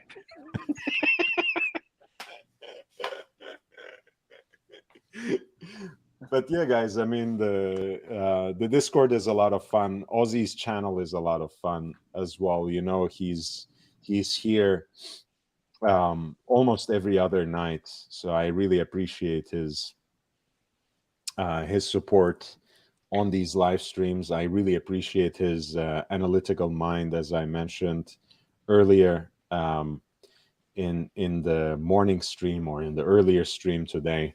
So check out this channel. I'm gonna send it in the chat. Subscribe to Aussie Expat Watches, please. Um, I and hit the like button while you're at it. Yes, please. Well, I was about to say, I've been having some major back pains, maybe even a slip disc, No. just due to the fact that I've had to carry Ozzy's Discord for the last several months here. It's not an easy task. Yeah, honestly, I mean, Nietzsche, you provide some interesting content. Um, I don't know, I would recommend that I don't know, you establish your own platform or something. Have your own channel. You'll come up with some great content, I'm sure. I'm sure I would, but it just I don't know. I feel like the YouTube community guidelines would immediately target the Meech within a week's Ooh, time. Yeah, targeted, targeted. Well, look, I mean, it's if you take it if you take it seriously, if you think of it as your workplace, which it is once you get monetized, there are certain guidelines, there are certain rules that you have to abide by. As you know, one of the things that we came to discover in this country, and perhaps it's a disappointment, is that freedom of speech is not absolute, for better or worse. There are conditions on it, there are limitations on it, and especially when you surrender part of the public space into private companies, which is what we are doing on YouTube. And it's hypocritical even for me to um, criticize the situation too much, but I think it's my obligation to at least point it out. They're a private company, so they can unfortunately enforce those kinds of guidelines and put certain limitations on what we consider to be merely and simply freedom of expression. It's sad, but it's also their right. it is what it is. Good timing, by the way, with whatever it is that you're doing behind the scenes. You're trying to distract me, but I'm gonna I'm gonna I'm gonna persist. In fact, I'm gonna counter you with a meme, um, if I may Yeah, she be. uh she sent me a message and said because there's gonna be a giant snowstorm actually coming in the next day or so, and she said want to meet up again, and yeah, I said yeah, sure, why not? But I said leave the ears at home. So Lord have mercy. We must stay focused, brothers. We must stay focused. Got to know exactly who you are. Lord have mercy. We must stay focused, brothers. We must stay focused. Got to know exactly. Yeah, we must I stay focused. I gotta be honest with you, Lord. The way you send memes is such a boomer way of doing it too. Like, I feel like you have not I know. grasped the concept of sending like gifs and like short videos. It's It's always a okay, man. link. It's okay. I know, I know my limits. I know my limits. I'm 39 going on 90, so it's okay. It's a miracle that I'm working a live stream and somehow running a show out of it. It's already quite miraculous. So I um, I was confused the first couple times you did it, and then it dawned on me like, oh, I now I know what he's trying to do.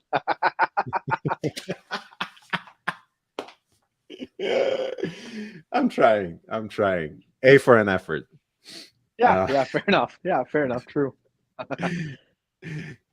uh, but yeah, what I mean, look, you can always help out a brother, man. You can always teach me something. Yeah, I certainly can actually. It's not that hard. You will have to download TikTok though, because that's like Ooh, the easy way of doing it. okay, that does take me out of my comfort zone for sure. Yeah, yeah. But There's yeah, there's we two love. different apps in which you can download. Uh, yeah, we could talk about this behind the scenes. It's kind of irrelevant. We love Dr. Umar though, so I do at least. I'm not gonna project it onto you, but yeah, I do. I do love the guy.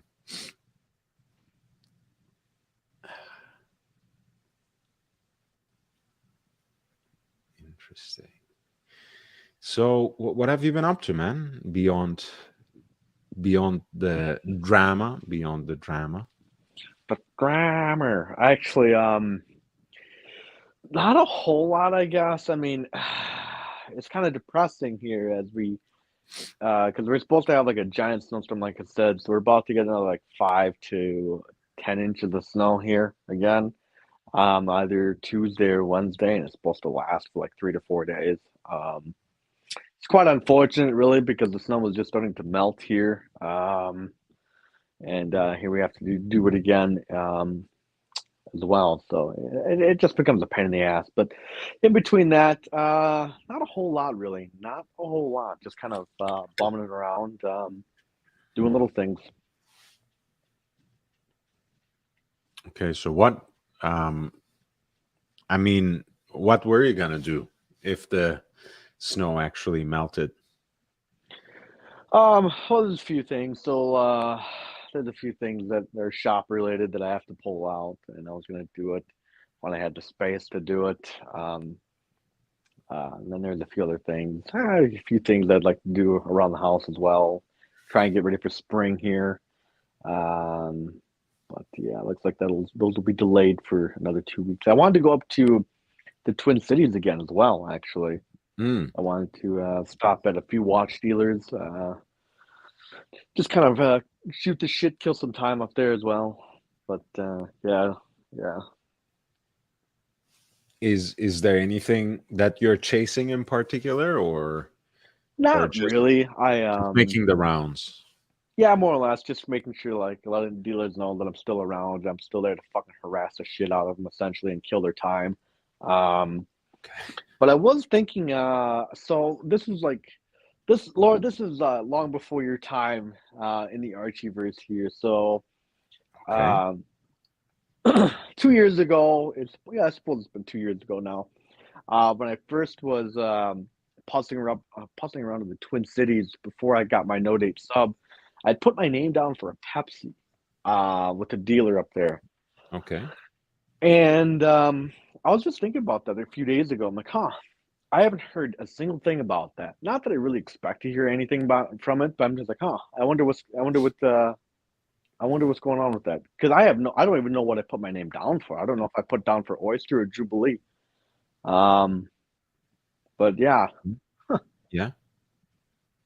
So, other than that, no, there's nothing else. I mean, there's nothing I really have an agenda oh, so for. that's what you want to check. That's what you're saying. I mean, I suppose I should check in on it, right? I mean, at the time, I really wanted a Pepsi because it was really hype. It was a hype piece, and Mm. it lets the punchers know that you got money.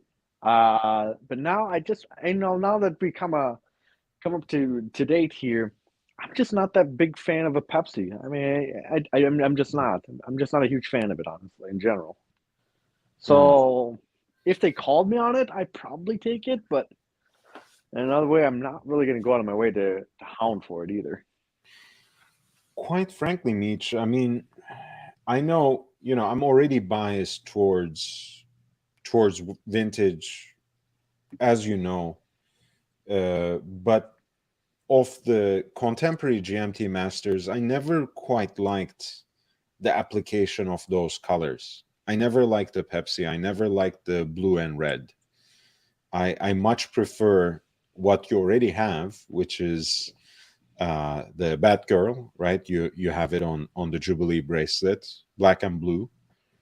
I did like, before it was discontinued, the simple ceramic black, with the green 24-hour hand. I like that too.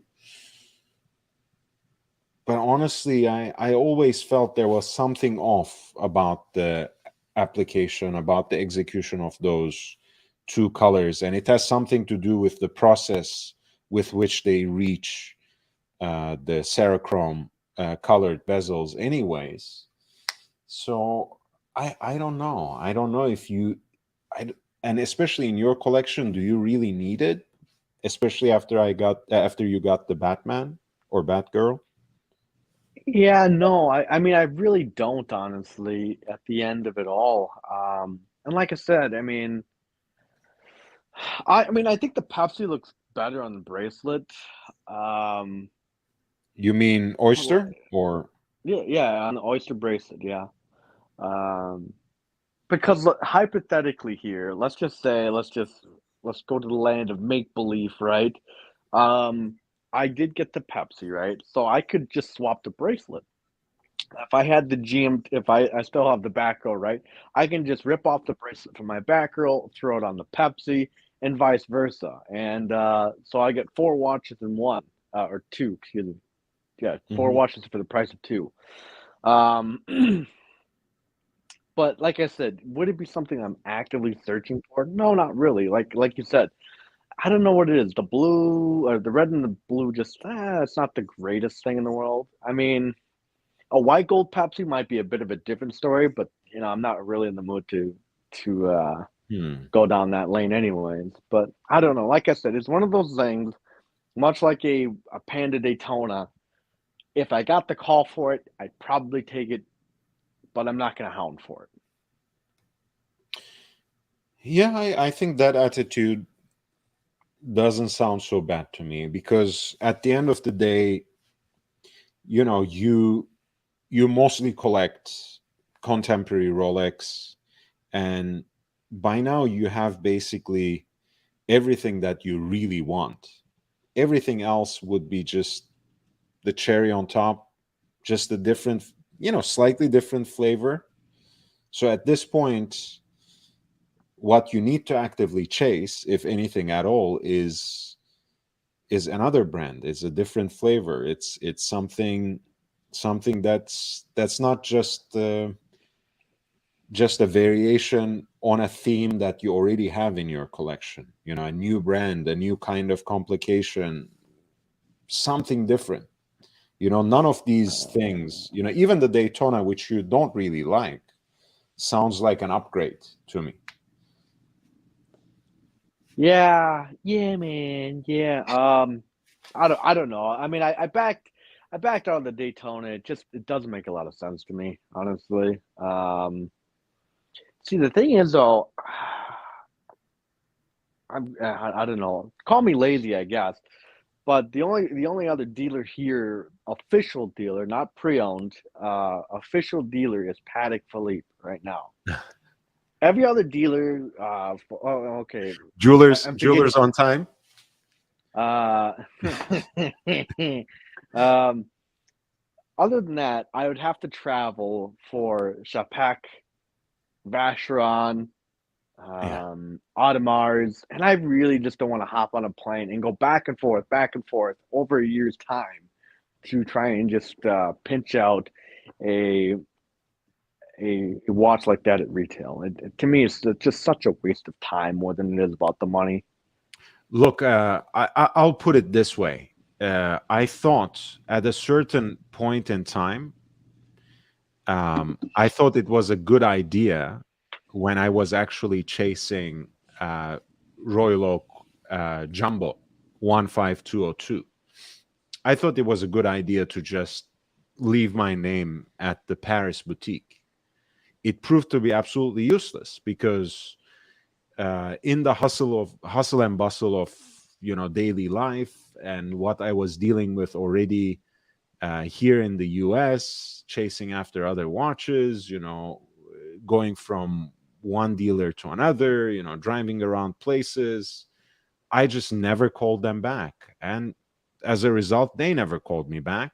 And the next time I went to Paris, they didn't have a record of what I left behind. So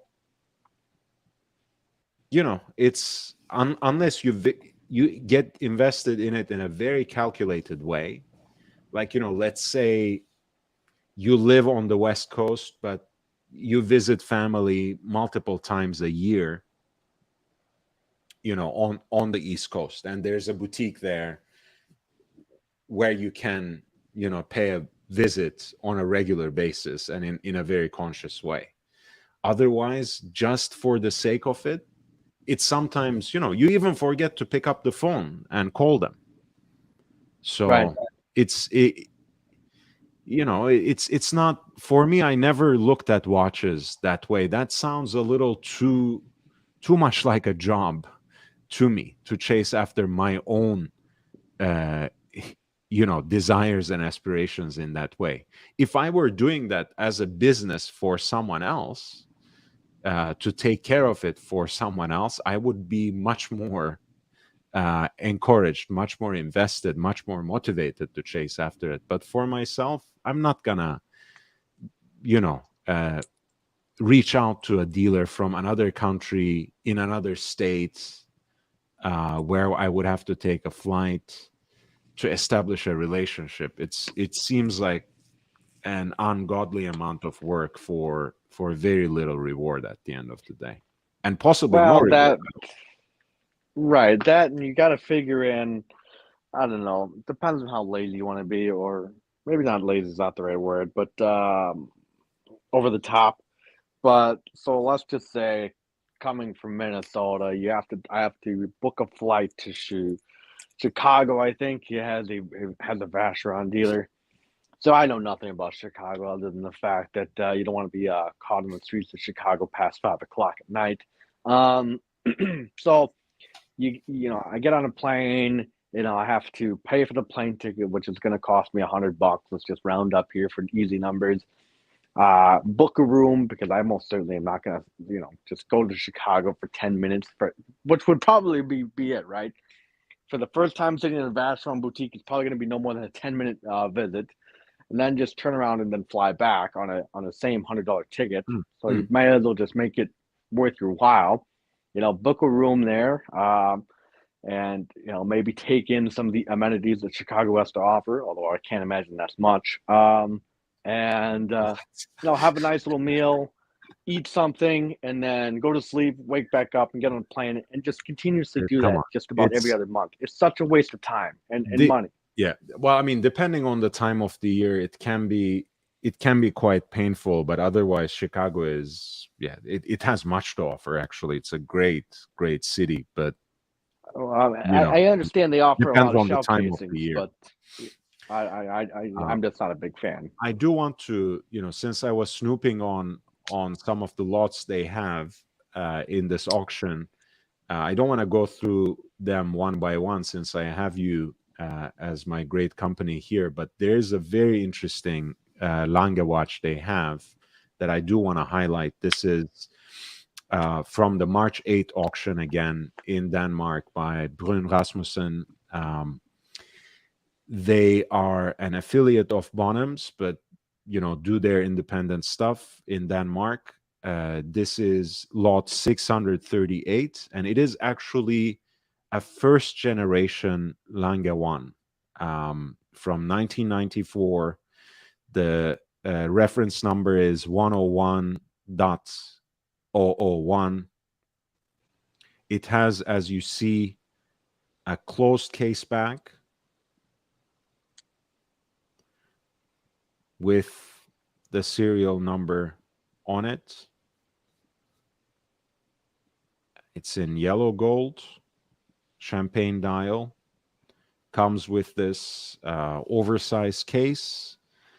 And as you see, it has, in fact, the exact movement of that first iteration that was built on JLC gear trains. It just remains carefully hidden under close case back, under a solid case back, which testifies to the rarity of this early example of Lange's iconic dress watch. Apparently, it was bought from Tula in 1995, and it also has service receipts from 2005 and 2013 as well. So a very interesting example, very intriguing proposition at lot 638. A first generation Lange 1 that has an estimated value of 350,000 to 400,000 Danish crowns. At the lower end of the estimates, that amounts to roughly 50,000 US dollars. So again, something to keep an eye on as far as Lange collectors go. That can be an interesting piece to pick up.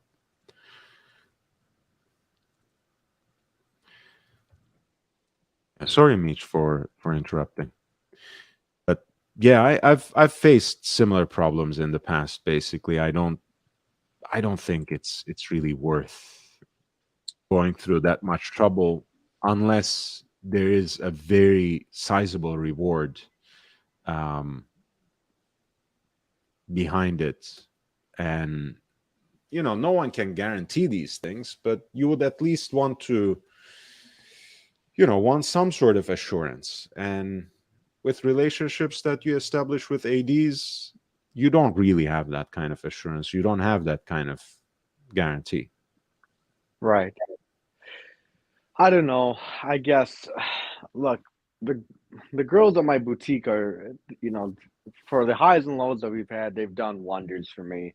They really have treated me more than fair, but at the same time, I've really fucked myself over royally there. Why would Sure, you I say that? probably what? Why would you say that?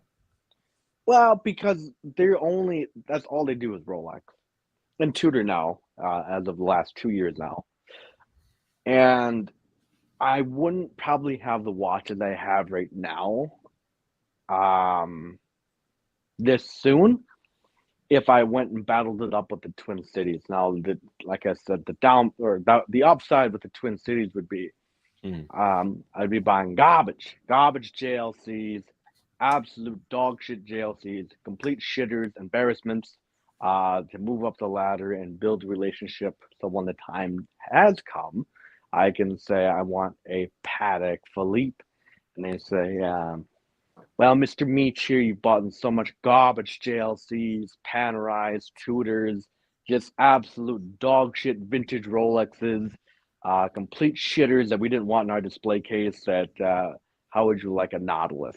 Um, so unfortunately, that's not the case. I've only got one heavy relationship with one dealer. Um, And they kind of understand. I was telling the girls this, and I said, "Look, don't take this the wrong way." But I said, I said, I'm not parting ways with you, but I'm not getting anywhere with you either. As far as like if expanding to other brands like Patek Philippe, Right. and so on and so forth. And they said, "Oh, we completely understand. We'd love to carry another brand, but we're just not in a big enough area to do so." Mm. Yeah. Yeah, that's a conundrum. I mean, it's also, it's not like you have another option where you have, again, someone close enough that carries, let's say, Cartier and Patek Philippe or something of that sort, right? Another kind of combination where you can leverage, or yeah, like you would have to go to Twin Cities for that, like you were saying, like Yeah, you have yeah. someone who has JLC and Patek. But even then, that's a bit tricky here as well because because because the way I see it, anyways, for the most part, now there's quite a few different little pockets, different brands. Like one of them is I just learned about this brand or this jeweler, if you will, like 3 days ago, and they go by the name Crown Jeweler in Time, and apparently they are a certified. What the hell did they say? Let me look at the message here again. Certified. Certified freaks. Well, I mean that's one way to put it, I guess. Certified Orius dealer, Panerai dealer, and Grand Seiko dealer, which is a bit interesting. Now, of course, they take in a whole bunch of other brands: Audemars Piguet's, Royal Okay. Oaks. I mean, not Royal Oaks, Rolex. You get the picture. The unfortunate part is you see a lot of this up there in the Twin Cities, where you'll see a lot of these, like Wixon's Jewelers will have multiple carrier brands, but they don't work all in unions. They don't. Mm. Well, like example, my Cartier dealer. They lost their license, but they used to sell IWC and Omega and Tag Heuer. And I've come to find out that they lost pretty much 90% of their heavy hitting brands. And I think the best brand that they got is what the hell is it? Shinola. That's the best brand they have right now, Oh which my is God. yeah. We talk about a fall from grace. Oof. after Yeah. they No, move. no comment. No comment. Oh, come on, call it for what it is. I mean, Shinola is garbage. It's for poor people. I mean, fuck me dead. Not even. I think they are.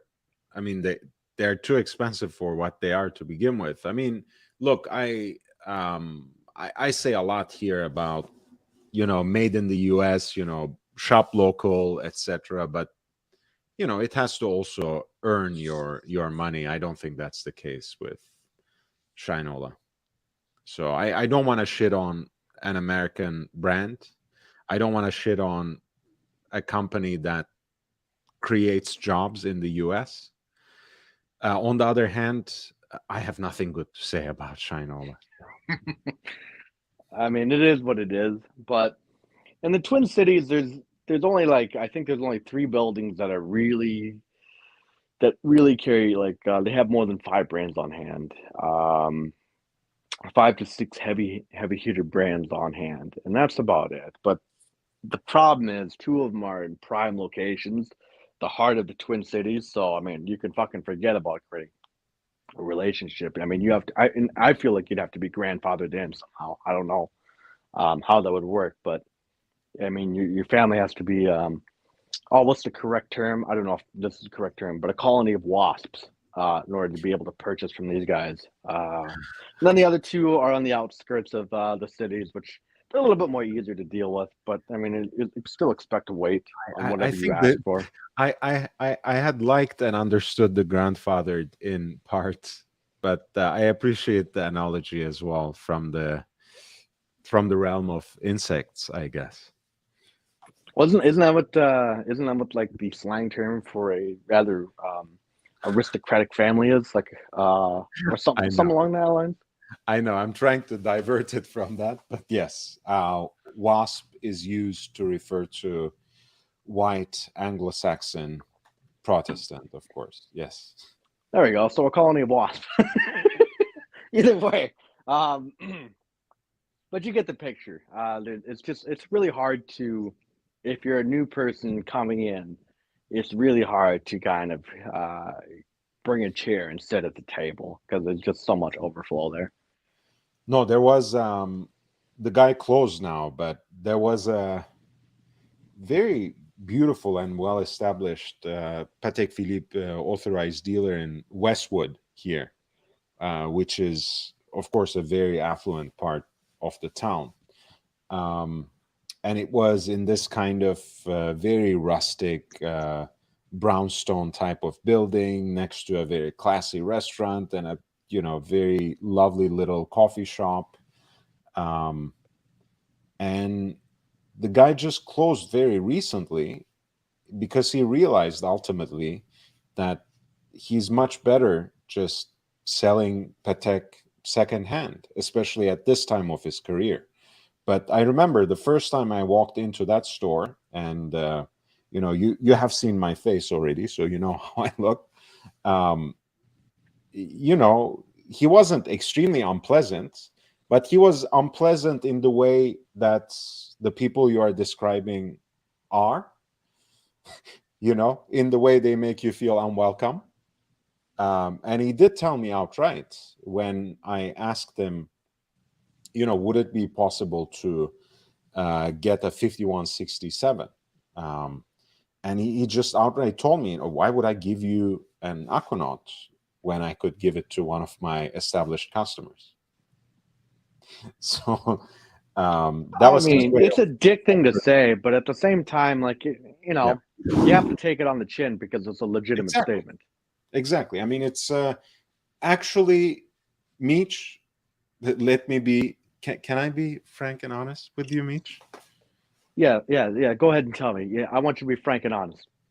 Yeah, I much prefer actually people who tell me outright what I can and cannot do, what they're willing to give me, whether it's possible at all, than people, sales associates, and authorized dealers that lead you on without any particular return. I would much On rather. that, we agree. Yeah, I mean, I would much rather have someone tell me, "Hey, man, you're cut off, or you just don't qualify for a purchase here." don't waste your time and don't waste ours. And in the same way, yeah, let's not waste my time, because I don't want to turn this. We were talking about it just now. I don't want to turn this into a full-time job. I enjoy the chase. I enjoy learning about the watches as I pursue them. That's actually, what I enjoy most when I go after vintage watches. But the whole point of buying watches at retail should be the facility, should be the access, should be the immediate gratification. Other than that, why pursue them at all? So I don't want my time getting wasted. Tell me outright. If you don't want to sell me a watch, all good. I'll move. I'll be on my way. Yeah, I totally agree. And then you run into another issue, and this one's a little bit more, I don't know, perhaps a little bit more uncommon, I guess. But my Omega rep, like I said, I've got nothing but high praises for him. As a matter of fact, I like him out of all my reps that I deal with. I like him the most. The unfortunate part is, though, he's an Omega rep. So he does me no fucking good, honestly. If he was in a position for a Patek dealer, I mean, fuck, creme de la creme, or even a Rolex dealer. I mean, that would be fucking great because me and him actually click very well. I go up there I've been up there a total of 5 times. We always have a good maybe an hour to an hour and a half chat in his office, just shooting the shit, and just talking about watches in general. And the guy really is a watch guy. He really is, and I hope he'll forgive me for the slang term here. But the guy's a total nerd, honestly. I mean, he's just like built it. like one, and he talks So like am one, I. essentially. So am I. So I But don't mind the term. well, I mean, I remember we were talking about this, and we were just eating. He's like, "Oh, dude, I gotta show you something." And he leans back in his chair a little bit and cracks open his safe, and he pulls out the Seiko. He's like, "Check it out," and he tosses it on the table. He's like, "This thing's complete garbage," but he said, "I love it because it is garbage, and it's a terribly fucking modded Seiko, terribly modded. Like the bezel's way too large for the actual watch case itself. The bracelet is just like on its last leg. And I said, "Where the hell did you get this?" He's like, "Oh, somebody just brought it in and they just totally forgot about it." He's like, "I have no clue where it goes. So this is why it's sitting in the safe." He said, "If nobody picks it up for like another month here," he's like, I'm just going to fuck around with it. And the guy, like I said, he really is a cool guy. He's a cool guy. But like I said, he's an Omega rep.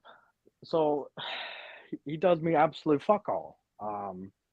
And the girls for my Rolex, yeah, they're great and all that, but they're not in a prime position to be in the Twin Cities. They can't help me Well, when they're I have stuck in a a small I have a town. question. I mean, I know you don't rate Omega too highly, but do you have Speedmaster or something like that you would actually want to get that's a little harder to get, like a 321, or I don't know, like a Snoopy Award, or maybe something even Gemset? People seem to like those now.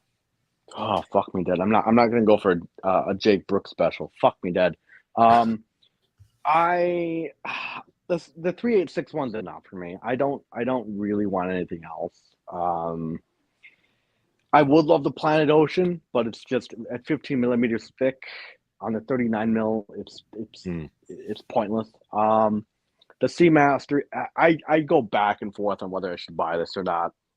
And I've talked to him about it in a couple scenarios. He's like, "Look," he's like, if you ever decide it, I'm gonna take care of you." He said, preferably I prefer you come up here and see me because that way I can give you a deeper discount on it. But he said, "I understand you live a fair amount of ways." And he said we could still work something out. But other than that, he's just an Omega dealer too, and that's unfortunate. They are just strictly Omega. Yeah, they deal in pre-owned a little bit here. And I said, "What's the most craziest thing you got in here for pre-owned?" I said, "Just in general." I said, "Give me a 5-year span." And he kind of scratched his head and he said, "Honestly, the craziest thing we've ever had in here was a solid gold Audemars Piaget chronograph." And he said, "I don't even know what we sold it for." He said it stayed in the case for like maybe 2 days, and then somebody swooped in and got it. But he said, other than that, he said we get a lot of Rolexes in, a few Pateks in, but nothing too crazy. So they're kind of a dead zone in a matter of, if you're not into omegas, yeah, they kind of are a bit of a dead zone. Hmm. Another quick interruption. This is 6:48. Apparently, someone must have consigned their impressive selection, if not an entire collection of langas. This is Saxonia from that first generation with the reference number 102001, again in yellow gold.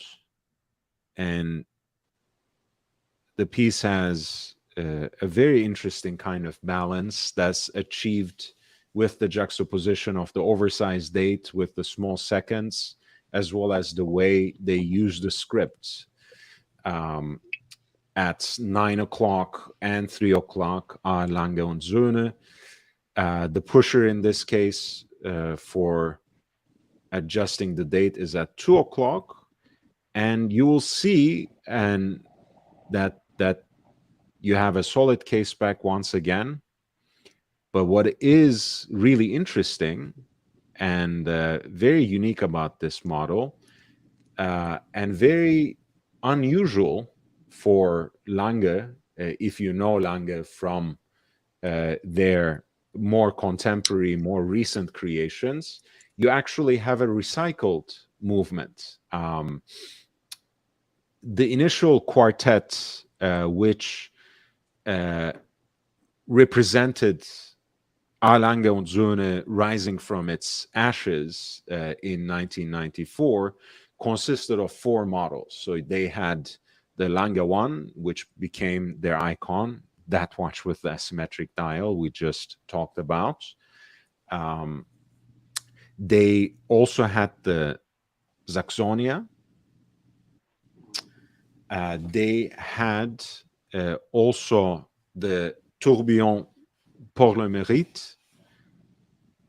And they have the Arcade, which was in that initial quartet.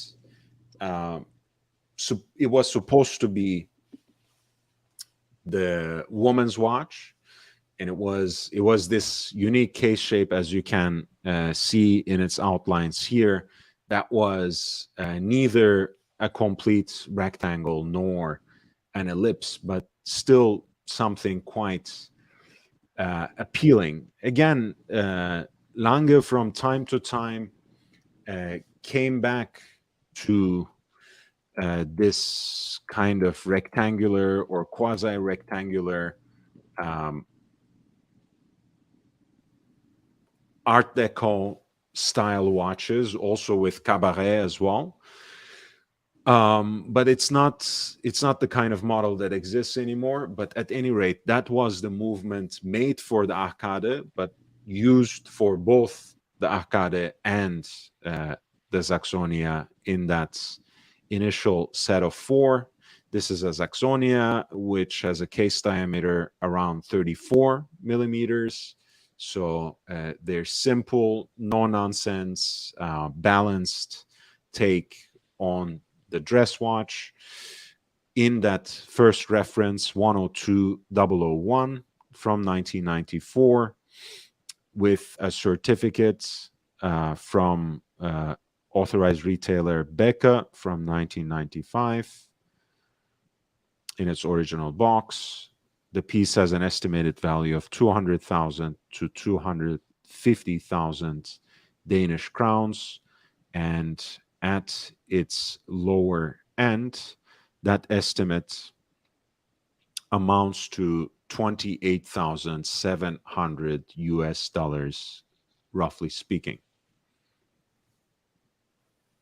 Yeah, sorry, Mitch, again for the interruption, but some interesting stuff there. I don't know. I guess in the end, it is what it is. I mean, like you said, I've gotten everything I've set up to get out. I got it in 2 years, which I'm lucky on, because it takes most of these guys their entire lifetimes just to get half of what I have. But hey, those are the perks of being rich. So yeah, we'll see what happens, and we'll kind of go from there.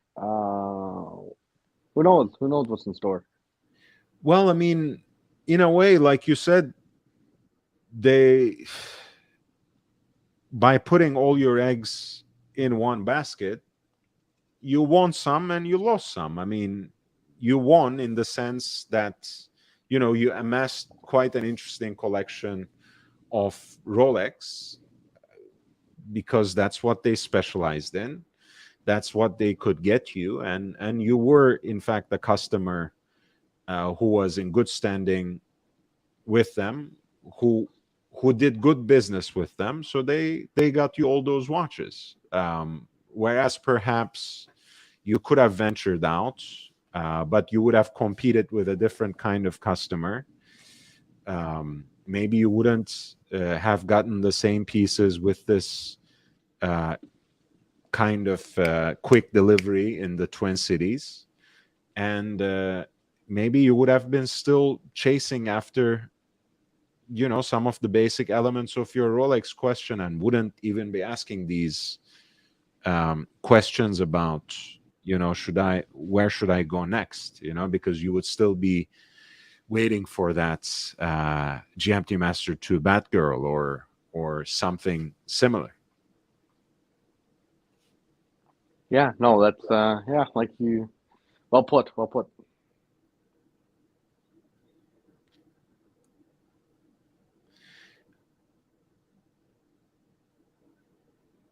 All right, guys. I'm gonna post the link for the panel if you would like to jump on. I think I'm gonna perhaps go back to presenting on some of these watches. We have a little more time until midnight. I don't necessarily have to go until midnight, of course, but I'm here, and there's still a few watches that I would like to talk about from this auction. So I think I'm gonna do that, but feel free to jump on if you would like to join the conversation. And Mitch, feel free to interject, if you want to add something, if you want to divert the conversation, it's all good.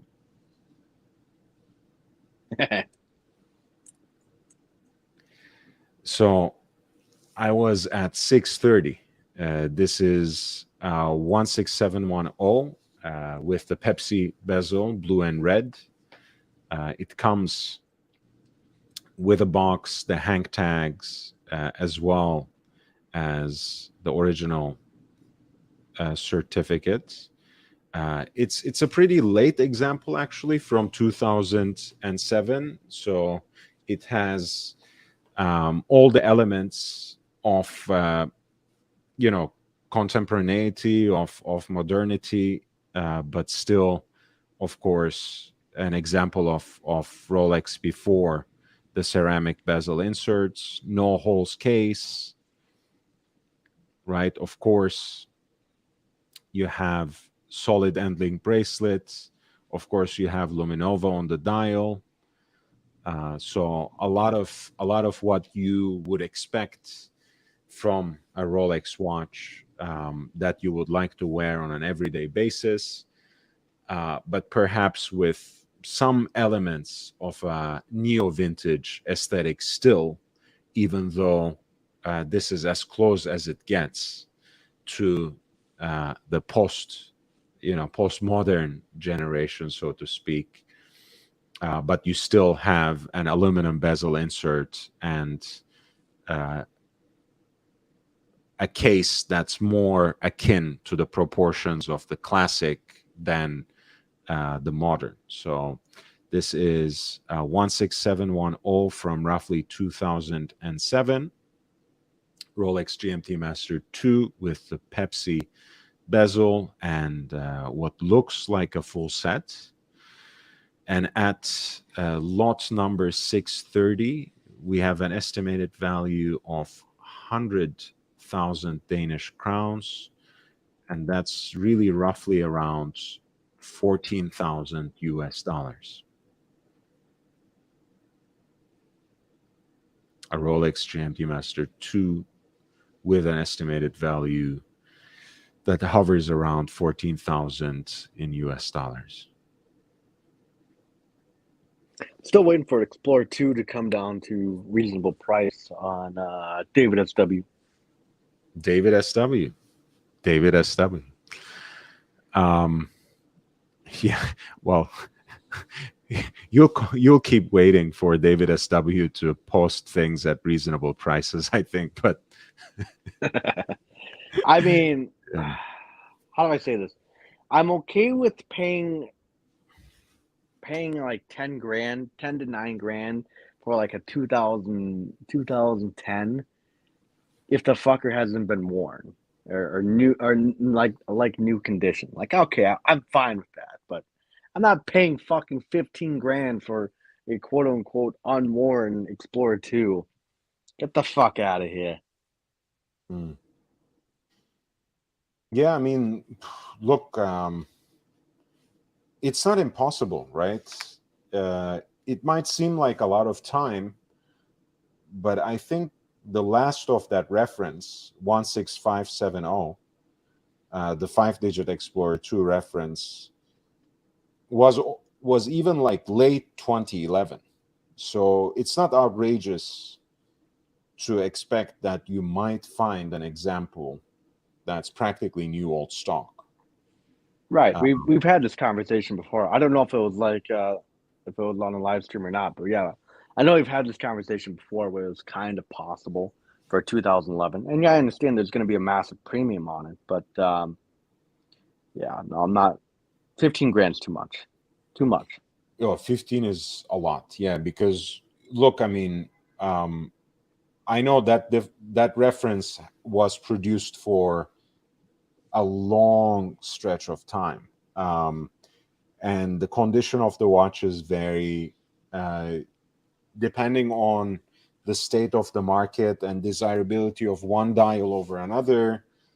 Things can oscillate over the years, but when you can nowadays get decent examples of the watch, again, it's not what you want, but decent examples of that reference, let's say with a Holz case from late 90s or right around 2000s, already you can get those for like $7. Yeah, already for $7. So it seems like a stretch that the premium would be twice as much. That cannot be, like, premium can't be 100%. It just doesn't make sense. That's why I predict I'm by saying that midsummer. David SW is delusionally priced. But Well, yeah, he's a complete. Yeah, he's a lunatic. Yeah, I predict by summer, like the average price is going to be about like, I don't know, 7 to 8. When they're complete dog shit, the bracelet's fucked and everything else, I believe they'll be like 5.5 at the heaviest. And then when you get to these new old stock or like new, yeah, you'll probably expect to pay 10 to 11 at that point. And at that point, yeah, I mean, it's still stupid to pay for that, pay that price, but essentially everything's still intact. Everything's still, it's nice and tight, Lord. It's nice and tight. So that's that's what you want. look, I mean, collectors say this all the time. I don't always agree with it, but I'll put it this way. Sometimes, you do have to pay tomorrow's prices by today. If it's something that you really want, and something that you really imagine as part of your collection, something that will stay with you for some time to come, like you said, 10,000 for a good example of very late in the production, 2010, 2011, for an Explorer 2 16570 with the polar white dial. That doesn't seem like an outrageous amount of money to pay. So if they fall within that range, even if you think that you're paying a premium, you are, but you're paying the premium for exactly what you want and what you will keep and wear and enjoy. and that might well be worth. Well, I think the polar will keep its value better than a black dial.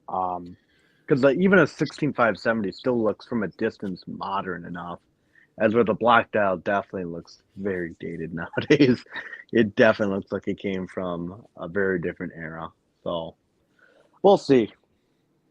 Yeah, no, I see. I can see that. I can see that. And again, essentially, that's why people say, pay tomorrow's price from today, right? It does actually speak to that value retention too, because if you're keeping the piece for the next decade, it matters very little whether you paid $1,000 here, $2,000 there more, right? So that certainly speaks to what you just described. Yeah, and I would say, I would buy from David S.W. Yeah, I mean, look, I like to clown his ass for being completely outrageously overpriced, but at the end of the day, David S.W. is, he's not like some of the people who we may know in the community. So what you see is what you get, and his stuff is legitimate. It's legitimate, and you actually get it too. That's the fun part. You actually get it. I'm sorry, there's a frog in my throat. All right, so this is lot 631, an Omega Speedmaster Dark Side of the Moon. These pieces are in black ceramic, and the proportions are more akin to a Speedmaster Racing than a moon watch, so to speak. But these are quite desirable. I think at that time they were even more on the vanguard, that the ceramic had not become all the rage, through some of the Audemars Piguet hype, through some of the pieces that IWC has been putting out over the years, especially through their particular composite material that they call ceratanium. Surprise, surprise, it means ceramic and titanium. But this piece was very interesting and very collectible at a certain point in time. Comes with a matching déployant clasp and kind of textured nylon fabric strap as well that enhances the blacked out look. At least in my estimation, it's a very, very good looking watch.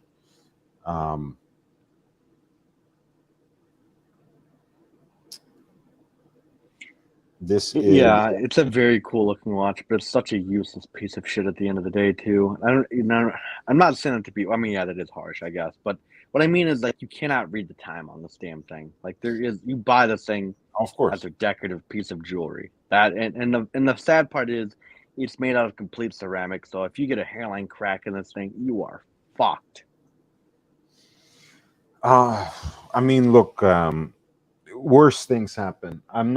Ceramic has never been one of my favorite materials for watches. I appreciate that it's out there. I love seeing it on certain watches, especially in black. It can be quite striking. It can be quite exciting, but I don't think I would ever own a watch like this in ceramic. But I like the blacked out look, and like you said, this is not really the watch that you buy to read off time from it. It's really as an element of a certain style more than anything. And it is a collector's piece. If you have a bunch of other Speedmasters in your collection, maybe there is room for the Dark Side of the Moon in this particular execution as well. Another thing that sucks though is they only made this in 44 mils, right? Like 45 Right. mils. I feel like. For 44 and change, I think the Speedmaster Racing. That's the shit. Round up then 45 mils. Either way, see, that's always the kind of the thing that's really mind boggled me. is if you're going to mass produce the Speedmaster, why the fuck do you got to make the size of a dinner plate? I mean, you could drop a few of them down to 42 mils. I mean, come on. So this has an estimated value of 40 to 60,000 Danish crowns, and that comes out to be around 5,740 US dollars. Yeah, good luck getting it.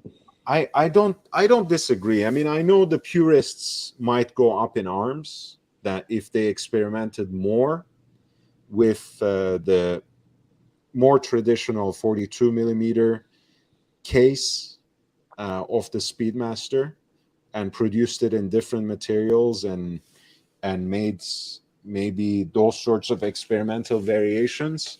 But on the other hand, we were the ones, and a lot of people complain a lot about the endless limited editions and special this, special that from Omega, especially on the Speedmaster. So for you to ask for another variation for a change is an interesting take, but I appreciate it, and I actually share it. Right. But the problem was everyone was asking for that shit before Omega mass produced an entire catalog. Now it's too late. Now take the horse out the pasture because it's got a broken leg at this point. Just put it out of its misery. You may as well just make yourself like a regular Swatch group. You're available to the poors. You have no value anymore. You used up. Now you're gonna be tossed aside. What makes Omega special anymore? Nothing. Absolutely nothing. When the average punter can go out there and buy it for $300, Omega is not a luxury brand. It's about as luxury as a fucking Seiko. Yeah, I don't look. I mean, I've criticized Swatch Group here a lot, and I've also, I've also taken the piss out of Omega quite frequently as well. But I couldn't disagree more. Z-Man, $999. Aquaterra is my only watch for now. I think, look, when it comes to the Seamaster and Speedmaster range, I think Omega has a lot to offer in terms of their catalog and in terms of their current offerings as well. Yeah, I have a hard time writing off a heritage brand like Omega just because I don't like a few things that they have done recently. And I'm mostly talking about the whole charade about the pre-Watches and Wonders releases that were basically a lot of different pieces that look like popular Rolex models, and the whole moon Yeah, swap. but those don't matter, Lord, because the reason they don't matter is because they never even made it out to the public. They never even sold a single unit. Yeah, I mean, for me, it was about the representation of the brand that I like and respect, and that was somewhat shaken by Moonswatch too. Even if it is a good marketing ploy, I'm not even sure if that's a good move for them long term. But the Aquaterra is actually, especially on the rubber band, I think it's a great everyday watch. I know JB has one as one of his daily wears. I don't know if the Navitimer 7806 replaced it now, but that was his daily wear for a long time, and he enjoyed it as much as he enjoyed his black and gold Daytona. So they still make good watches. It's just I feel there's something going on with the direction of the company that I can't quite come to terms with, and that I can't quite wrap my head around, to be honest. Thank you so much. Thank you so much, Z-Man. Yeah, I agree. Omega does make great watches, from the Speedmaster to the Aquaterra to the Seamaster. I'm just saying, you cannot call yourself a luxury brand if the average person can afford your watch. That, to me, it contradicts the term of luxury in itself. I should not be able to see a janitor wearing an Omega. Please no, stop. it's unacceptable. Unacceptable. Please stop. I actually, one of the things that um, when I see, okay, I'll put it just like this: when I see a Rolex, which is still one of my favorite brands, if not the favorite brand for me, it's on a pedestal that nothing will quite shake it off. When I see it on the wrist of someone who whom I know is from very humble beginnings, or who is in a working class position that I can recognize immediately, to me that's much more meaningful and much more touching than seeing some outrageous example of Rolex on someone's wrist who is already living the good life in so many different dimensions. So I will have to respectfully disagree. For me, luxury is not just about price tag and accessibility and exclusivity. I think that's just one aspect of it, and quite frankly, um, yeah, for me, that's not even the most important or relevant perspective of it. And Z-Man, I mean, you, you have to understand some of this is hyperbole and performance. So don't take everything that Meech says so seriously. But there is a grain of truth in it, in the sense that he does believe that there is something not quite right with Omega as a brand. I mean, the Swatch killed the brand. I mean, I don't think anybody can argue that. I mean, even the most diehard Omega fans will say it. The Moon Swatch is what killed Omega. And if they continue down this line of making fake watches, these fake plastic Speedmasters and fake plastic Aquaterras, what's next? I mean, the brand's got nothing left. It's got nothing left in the chamber. Tutor, Uh, please. Tutor. Give me tutor, please. Tuna. Honestly, uh, again, sharing your skepticism about the Moon Swatch project as a whole, I still think it's too early to tell. I think it's too early to tell what the final effects, what the consequences of that marketing ploy would be. So, I think it's a very important brand. I think it's a brand that needs to be preserved. And again, I have very conflicted emotions in general when it comes to the Swatch Group in general, because I know that if it weren't for the Swatch Group, the horological industry, the entire constellation of Swiss watch manufacturers, might not have survived. And they would certainly not have survived in the same way, right? Swatch literally rescued the entire ecosystem. A few of the big ones would have made it, but would they have made it the same way? Would they have made it into a world where people still had some inkling for wristwatches? I don't know. So I'm always going to be grateful to the Swatch Group and to Hayek family especially. And it is the 40th anniversary of Swatch, period, by the way. So this is an important year for them overall. But yeah, I mean, that doesn't mean they are immune to all sorts of criticism. And honestly, when I look at Breguet today, when I look at Blancpain, when I look at Omega, I don't exactly know what Swatch is doing. Sometimes there are a few things they do that I really like, but most of the time I'm just puzzled and disappointed.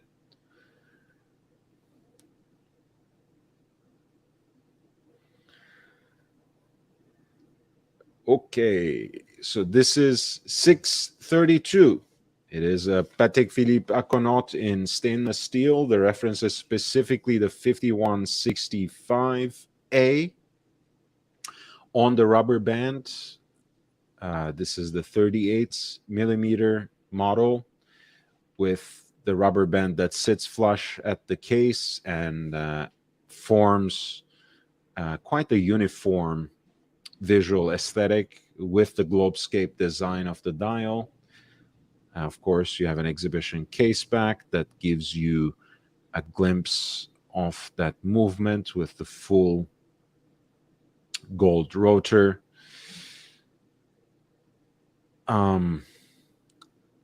This is roughly from 2010.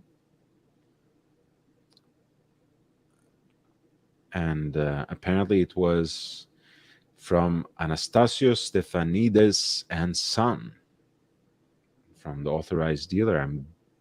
I mean that's a Greek name. I don't know whether that's a dealer in Greece or elsewhere. In Cyprus. Oh, I had guessed that's a Cypriot name too. Very cool. Yeah, so apparently someone got a nice summer watch for themselves back in 2010. That's very cool. So this is lot 632.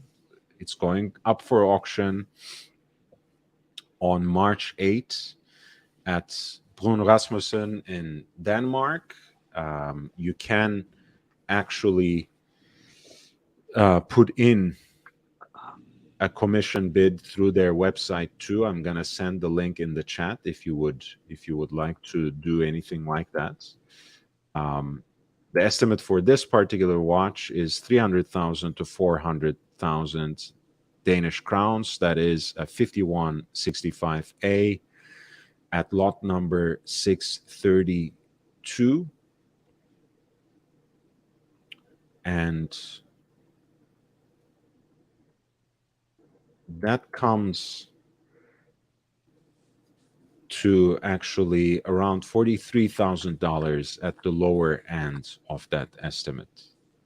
So a mid-sized Aquanaut in stainless steel, time and date, a pretty decent example.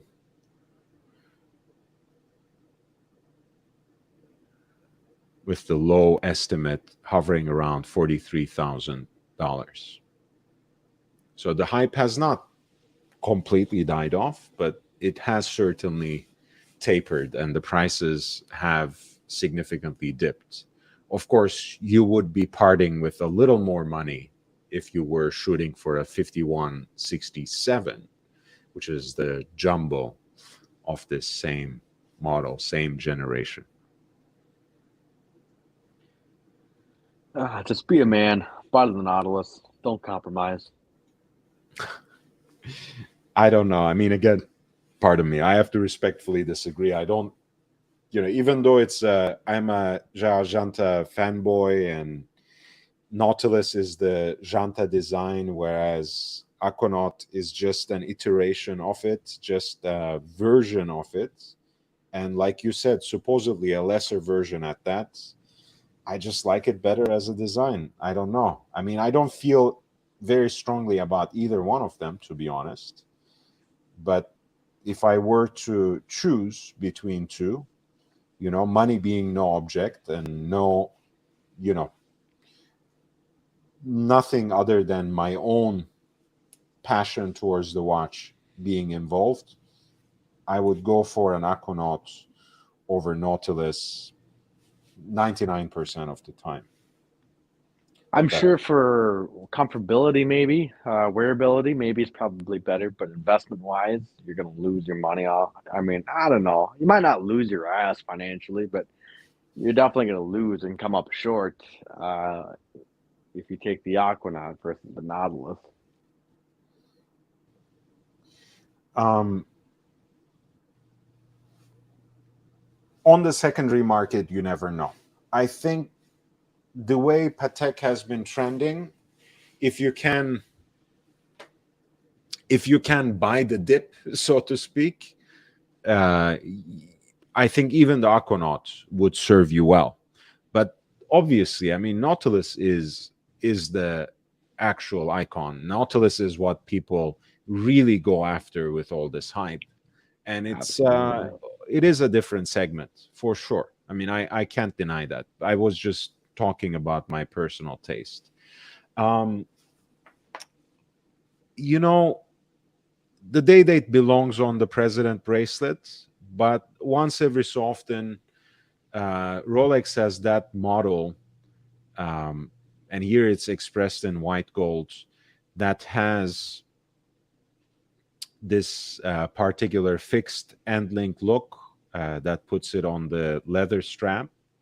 This is a white gold version with the blue dial. They also have a similar reference, which is yellow gold with a green dial on a leather strap and a matching déployant buckle. This is, however, the 118139 white gold Rolex day dates on an alligator strap and a matching clasp. And this is lot number 633 for day date 36 from 2014, which has an estimated value of 100,000 to 150,000 Danish crowns, and 100,000 at the lower end of that estimates comes out around 22,000. 14,000 US dollars at the lower end. But of course, it's an auction, so we never really know. El profesor.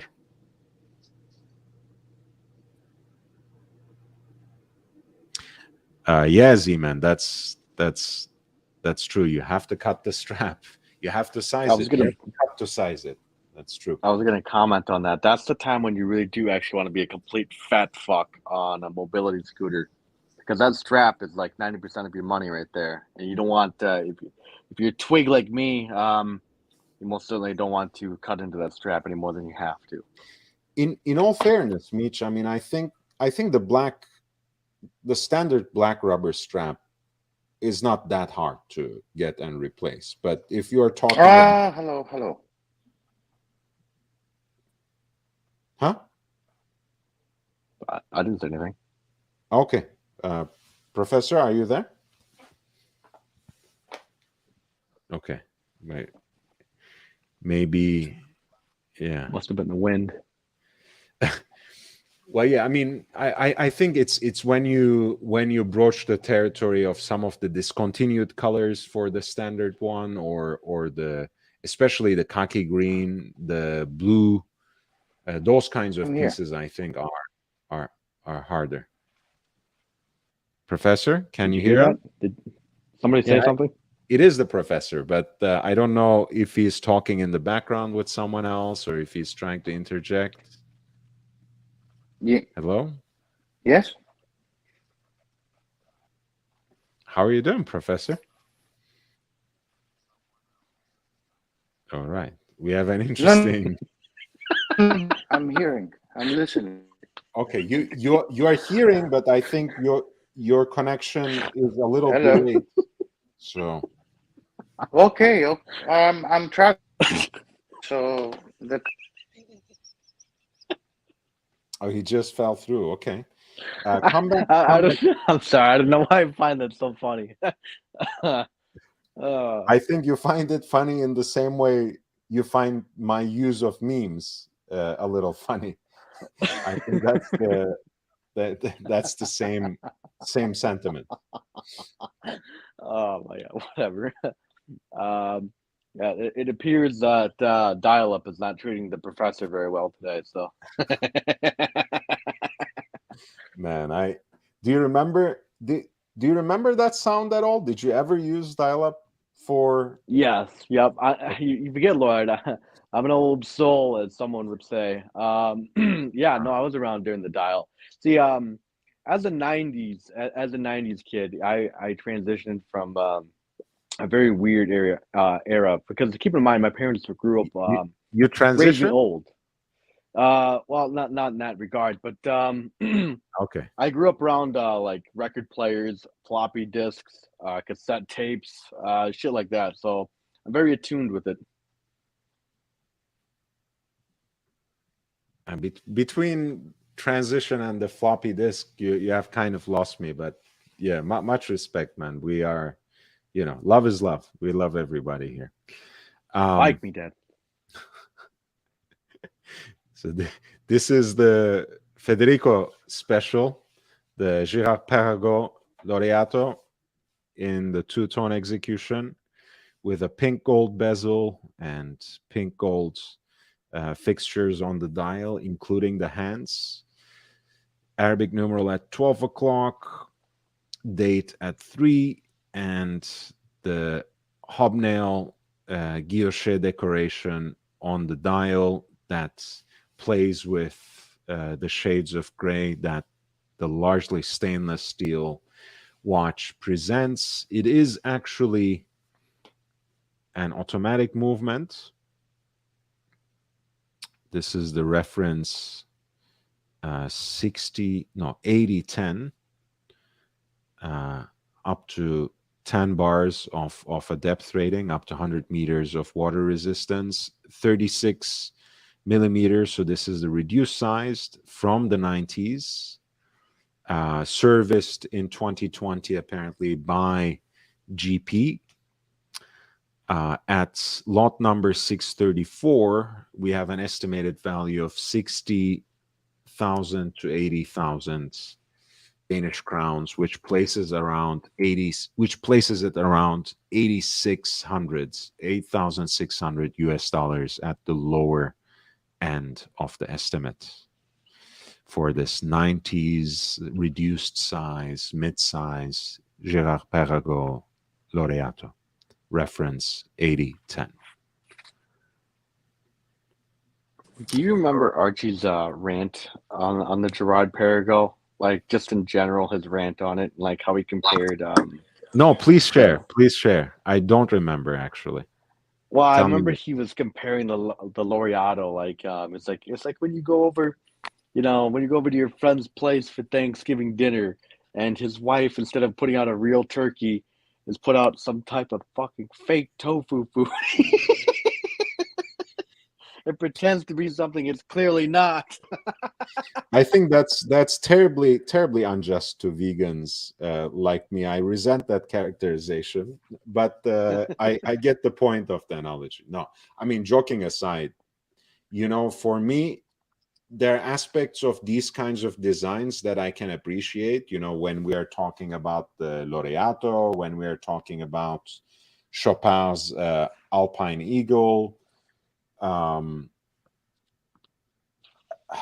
But at the end of the day, they just seem, a lot of these integrated bracelet watches seem to be variations on the same theme, and they will never replicate the energy, the originality, and the authenticity of the Gérald Janta designs. So at the end of the day, for me, it is the Royal Oak that will remain definitive in that genre. Some might like others more, and I do appreciate the fact that that Alan Gonzone came up with a model that looks like their watch rather than simply a take on that established theme. That being said, it's Royal Oak or bust for me. So I can't disagree with Archie's characterization. Why settle for something that pretends something else that it's clearly not? Yeah, I don't. Yeah, I'm mean, nasty, and vicious, but I couldn't live with myself. I couldn't live with myself trying to run around pretending like I have an AP, wearing these garbage Casio mods, Zenith, Gerard Perregaux. It's embarrassing. It truly is embarrassing. Professor, are you there?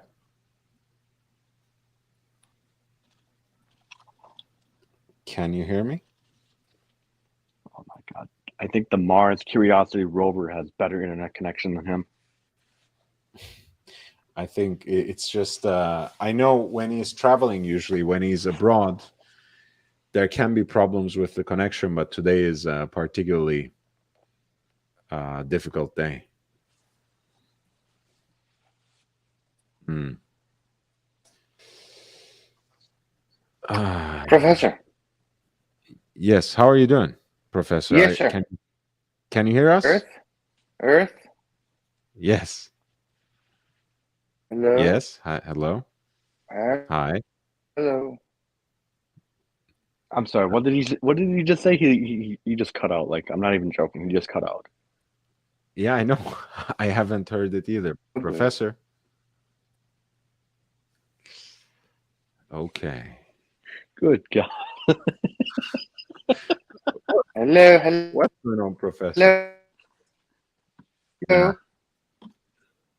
No, Professor, I think there's something with your connection. It just constantly cuts off. Can you hear us at least? Can you hear me, Professor? Hello. Hi. Hello. No. It's gone pear-shaped. Like me dead. It Hello. really has. Hello. Hi. Oh my God. Connection is pretty bad. Yeah, I can tell, Professor. I'm sorry. I'm so sorry.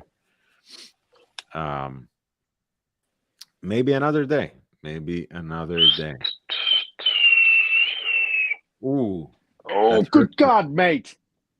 That hurt my ears. Was that who was that with the whistle? You, Wasn't Professor? me. Who? No, I think it was the professor. No, I'm 100%. Hello, Professor? No, I mean it's there's something going on with that connection. Um, yeah. Try it one last time, Professor. Maybe drop off and come back, and let's see if we can establish it. But both the picture quality, well, the picture quality looks shot, and your voice is the sound is very choppy as well. So I don't know what's going on. Let's see if it's better next time. This is lot 640. It's a Cartier Pasha with a diameter of 32.5 in 18 karat white gold. It's a very stunning example, actually. Lovely exhibition case back that gives you a glimpse into the movement, which is decorated with that double wishbone logo of Cartier. And apparently, and this is unfortunately not pictured, the piece comes with two attachable grids, one actually diamond studded. So I would have loved to see that because that's an iconic part of the design, the Chris Moltisanti special, but too bad that they don't have the pictures of the grids, the grill. But anyway, this is a very elegant watch, of course. In this revised, modernized version, it is another Gérard Janta design that I personally appreciate quite a lot, from the Arabic numerals at the quarters to the sword hands to how the perfectly round cases juxtaposed with those classic Vendôme lugs, and also, of course, to the inventive screw down crown guard that opens like some sort of rustic metal flask. I like a lot about this watch, and this, even though it's a smaller sized version, could be an interesting watch for someone with a smaller wrist, or for a woman as well, from the early 2000s, an 18 karat white gold piece. This has an estimate of 35 to 40,000 Danish crowns. And at the lower end of that estimate, that really comes out to around 5,000 US dollars.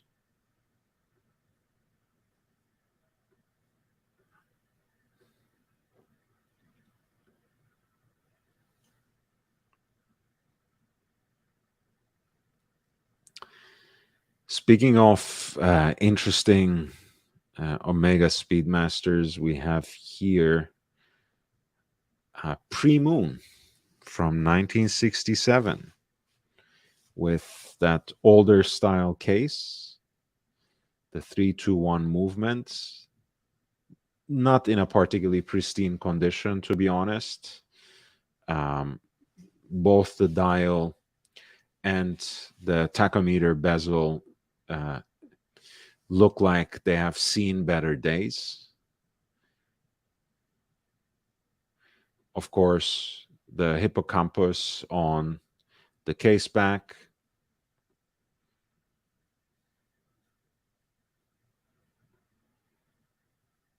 It's practically watch only. Well, watch head only, I should say. It's served up on a Hirsch Hirsch strap with contrasted stitching that looks nice, but that is certainly not original to the watch. And this piece at lot 643 with a recent service in 2022 has an estimated value of 60 to 80,000 Danish crowns, and at the lower end of that estimate, that comes down to 8,600 US dollars. Pre-Moon Omega Speedmaster with the 3-2-1 movement and that older case, which measures around 39 millimeters and change, at the lower estimate of $8,600, roughly speaking.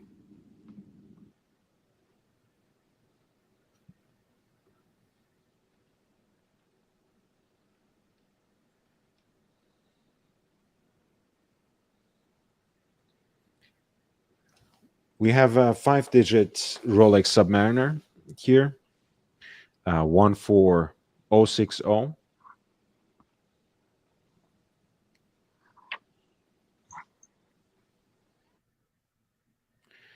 It's from 1991.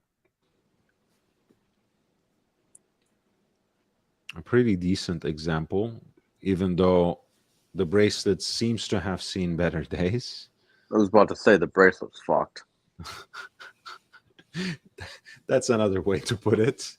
I prefer to be kinder, especially when there's not a clear shot of it, but the absence of that might already reflect something. But these, look, I mean, these 14060s have always been a very interesting option on the market. They are coming down again, and lot number 644 actually has an estimated value of 45,000 to 50,000 Danish crowns, and that at the lower end, that's less than 6,500. So on the secondary market, these pieces are coming back down to reasonable levels where they could make a great watch for daily wear for the average Rolex collector, especially if you like the Submariner as one of the Rolex icons.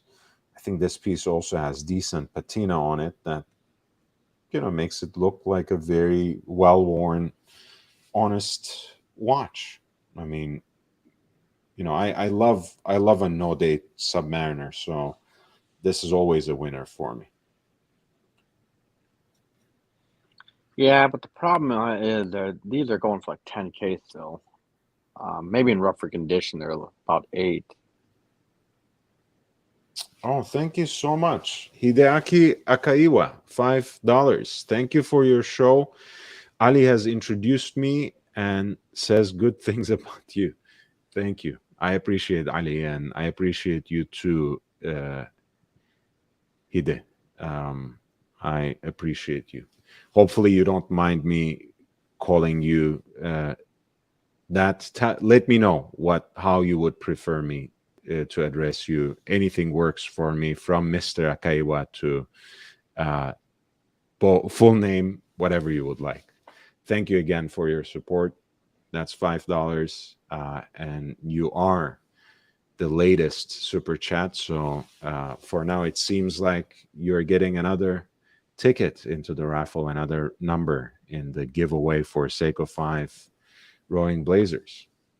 Oh, by the way, yeah, don't put my name down for that. I can't be seen wearing those, Lord. I mean, you and I both know that.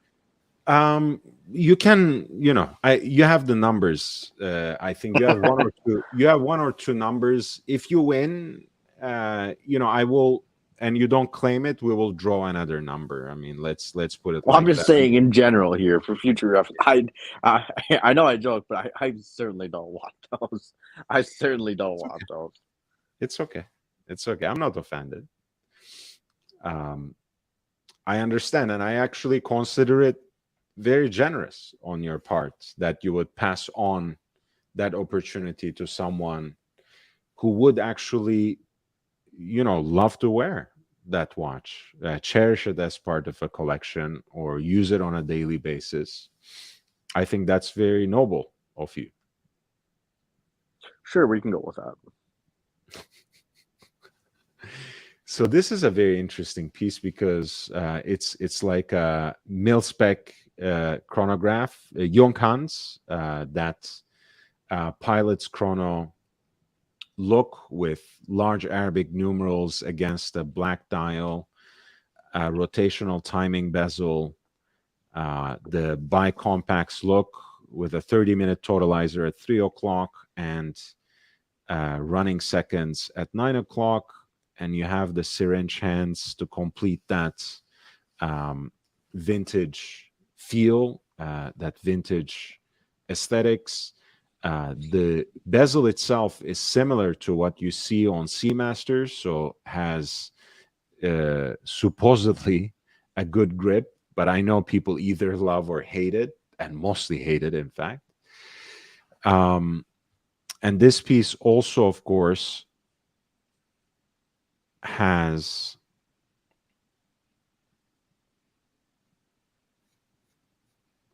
Jesus, how tasteless for a German brand to actually have number 88 for their caliber, but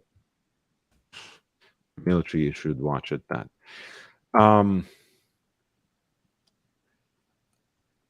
But this is a case back that's properly marked, actually, as Bundeseigentum, so federal property, with the issue numbers as well. So an interesting piece, certainly a piece that has military provenance for 1950s.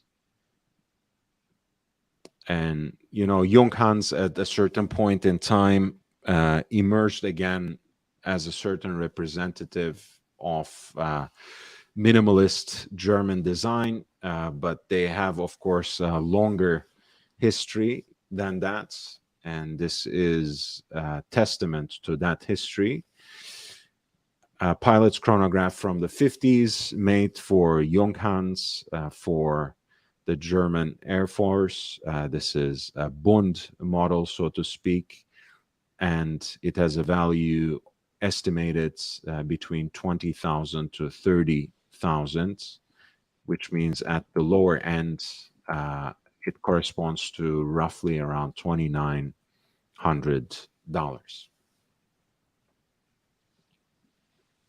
$2,900.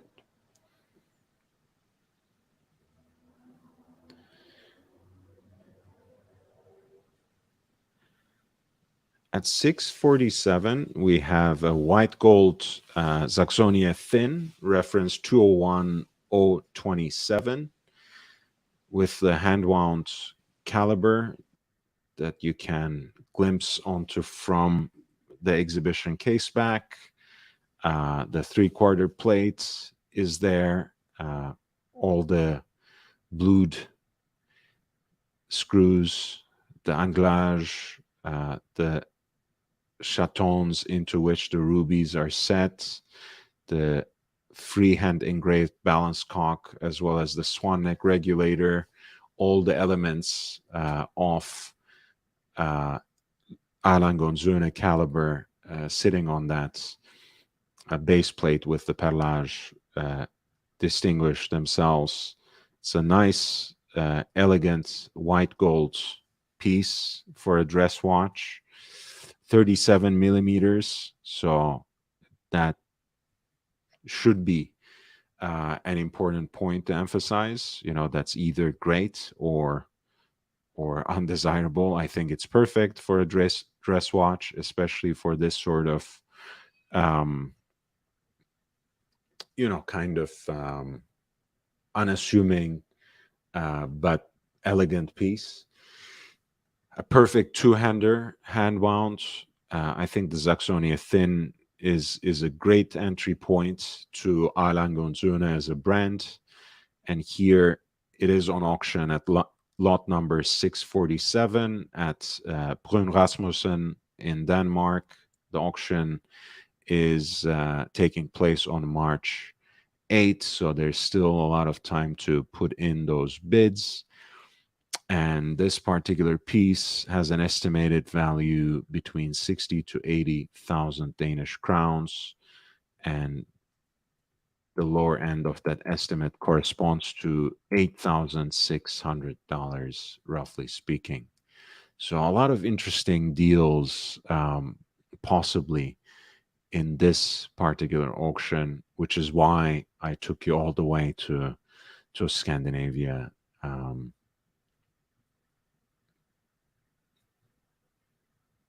There are a few quartz movements, Vachon Constantin 222s.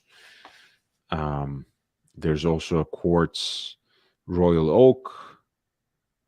In fact, two of those as well, one in man size, one in lady size. We have already looked at this early first generation Saxonia, which had solid case back, just like the Lange one that we had seen earlier. But of course, this is actually covering what would be a faux pas in this day and age for Alangonzune, but that wasn't necessarily the case when they made their comeback in 1994. The Saxonia was one of the 4 models that they introduced at the time, Lange 1, along with Lange 1, the Tourbillon pour le Mérite, and the Arcade, with which this model shares its distinctively shaped caliber. You can still see how the movement is still finished, of course, according to those exacting standards.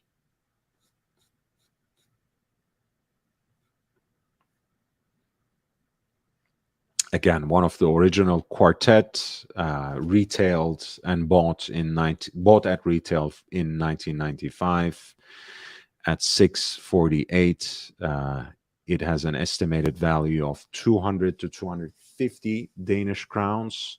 This first generation Saxonia has, at the lower end of that estimate, a value of $28,720. It's going up for auction on March 8th.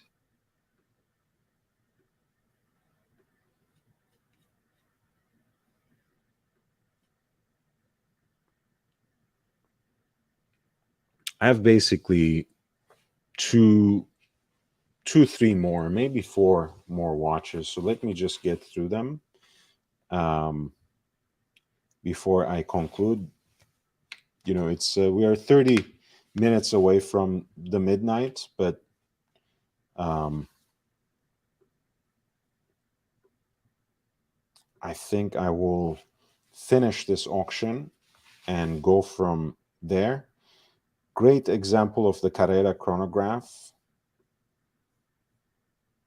I think the case seems very sharp, and the dial is in a pretty good condition too, even though it's hard to testify to how perfect it is. I'm sure there are a few spots where the watch may be affected by some humidity ingress, but this is reference 3647 of the classic Hoya Carrera in its 2-register, in its bicompax version, with a silver dial based on a hand-wound Vajou 92 caliber, traditional 36-meter case sizing. Apparently, the dial has been refinished according to the lot essay, which deprives it of some of its collectability. This is the 60th anniversary of the Hoya Carrera, as you know, and this piece from the 60s with a restored dial at lot 653 has an estimated value of 20 to 30,000 Danish crowns, and at the lowest end of that estimate, that corresponds to 2,870 US dollars, roughly speaking, for this Carrera with a restored silver dial, reference 3647 from the 60s, running on a hand-wound Vajou 92 caliber.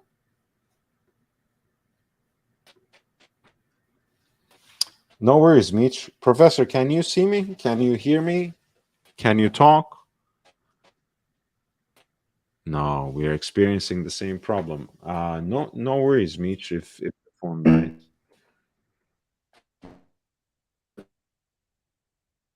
Professor?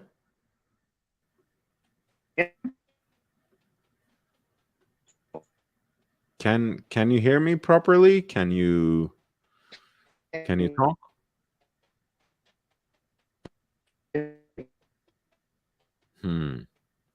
Hello?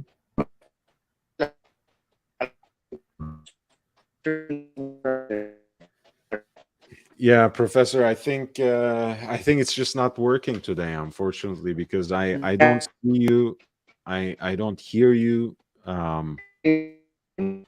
No, I can't hear you. I don't know what's going on.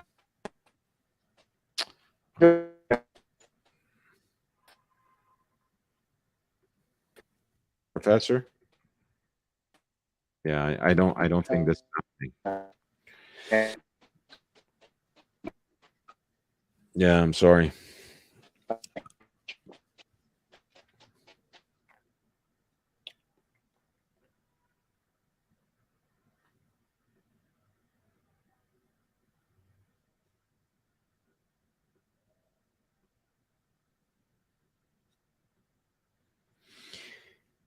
Speaking of Omega limited editions, this was a piece that they released as a museum model, 1945, which is a hand-wound chronograph based on caliber 3200.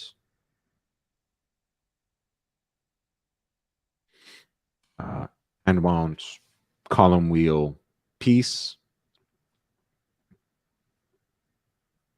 It's like an officer's chrono with a very classic look, multi-scale dial, basically with the tachometer at the periphery, scale for the minutes, nested right in that. In another concentric circle, you see the telemeter and then a pulsometer, and then finally, in fact, another tachometer snailed at the center of the dial, running seconds at 9 o'clock, and a 30-minute totalizer at 3 o'clock, a nice onion crown that sits flush at the case, and a 12-hour indicator on the bezel with in Arabic numerals, which is in red at 12 o'clock. A stunning piece, if you ask me. I really, really do like how this piece looks. It has a very interesting vibe. It's also traditionally sized at 38 millimeters, which makes it a very intriguing proposition in and of itself. One of 945 pieces, since it's after a 1945 model.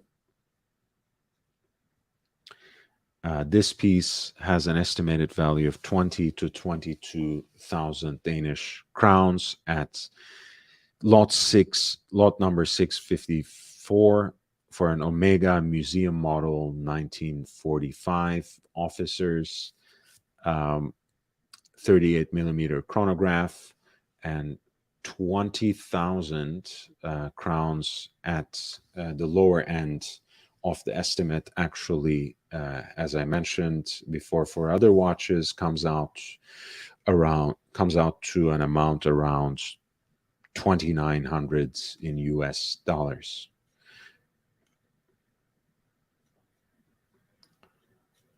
The Omega Museum Collection Officers 1945 with a lower estimate around $2,900. Professor, are you there now?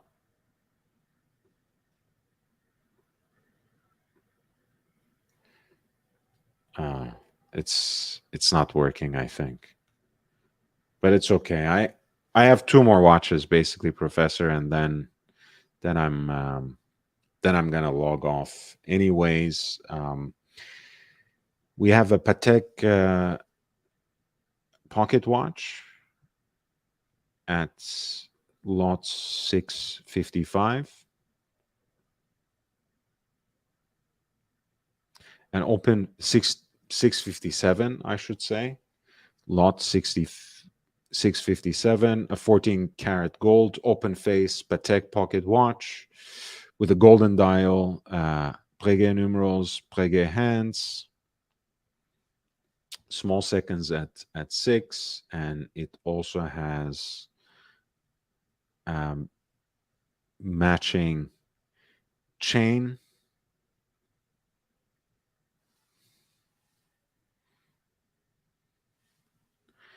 And this piece at lot number 657, a Patek Philippe gold pocket watch in 14 carats, has an estimate of 20 to 25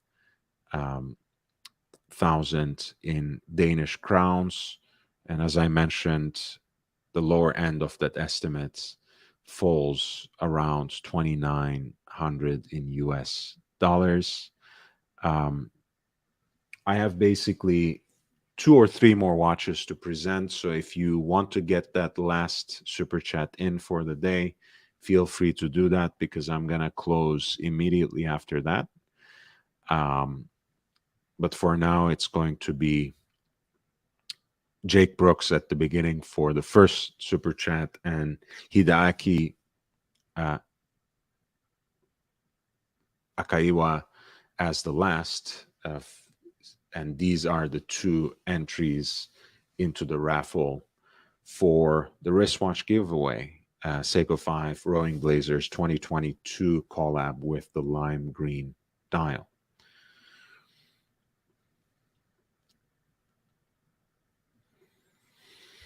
At lot 655, we have Portuguese chronograph with a self-winding movement in stainless steel.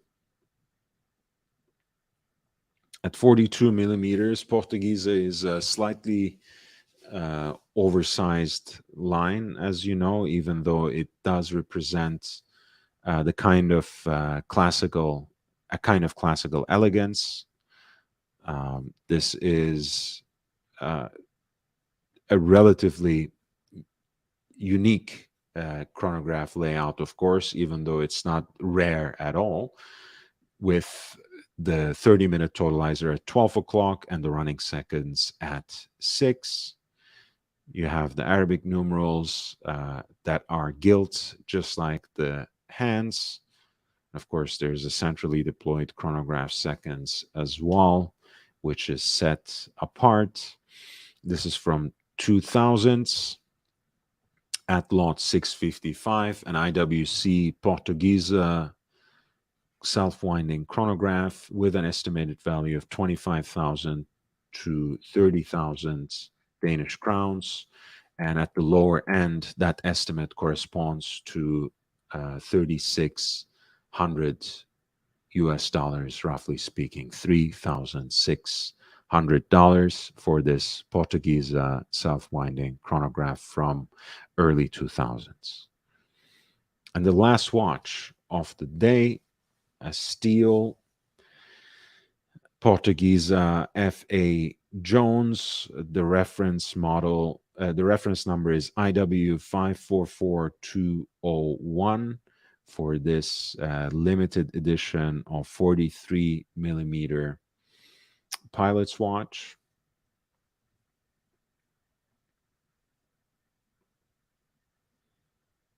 You actually have a lovely caliber 98290 in the back, a hand wound piece.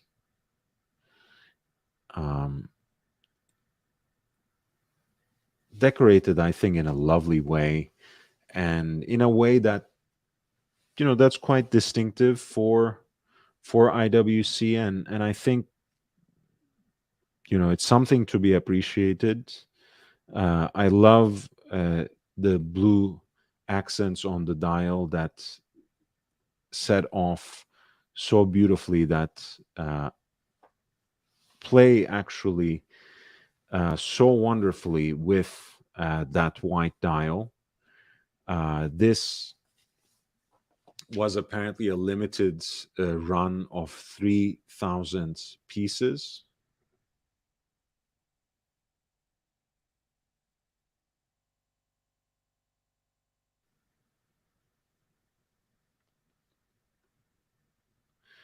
And,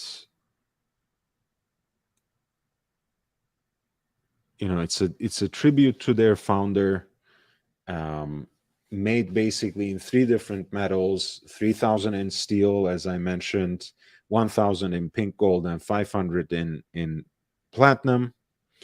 And essentially, it iterates the special IWC pocket watch caliber that has been modified in its architecture, which integrates these elaborate engraving patterns, as well as this unique regulator with an index that's blown up. Of course, the 3/4 plates, which would be familiar to some, of course, more recently from the Glashütte makers, and especially Erlang und Söhne.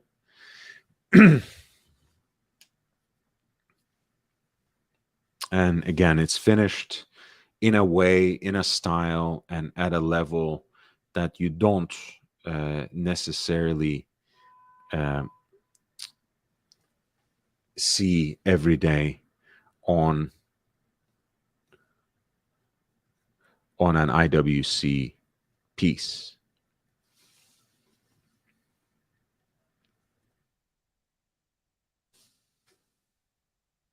Again, I think those blue accents of both the Arabic numbers and the Breguet hands set off beautifully against the white dial, and I like this aesthetic of an oversized stainless steel watch that's quite bare bones, you know, a 2-hander with small seconds at 6, but really distinguished by its size and that onion crown as well. I think it's quintessentially IWC and really something that is worthy of a limited edition in the way that it pays tribute to the founder of the company, as well as Caliber 98 as well, that's ennobled in this particular way. The last watch of today to be presented, this is lot 656, an IWC Portuguesa F.A. Jones, reference IW 544201, with caliber 98290, hand wound with with a nice decoration, blue hour markers and heat blued Breguet hands against the white dial.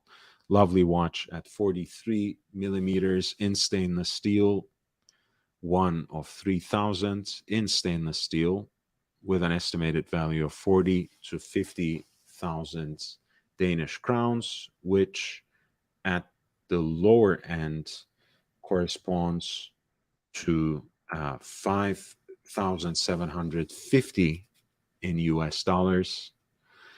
And with that, I am saying goodbye. I want to thank you for your presence and support.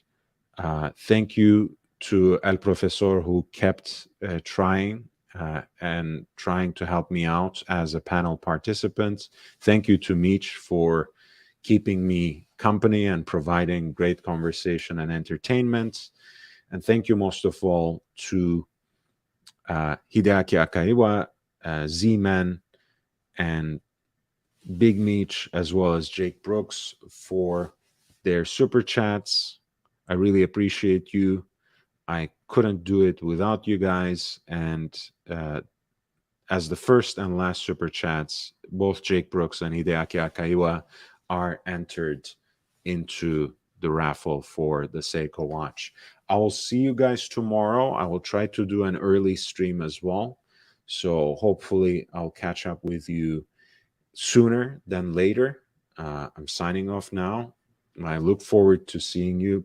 Until then, please stay healthy and safe and enjoy your watches. I'll see you soon. Please hit the like button on your way out. Until next time, adieu.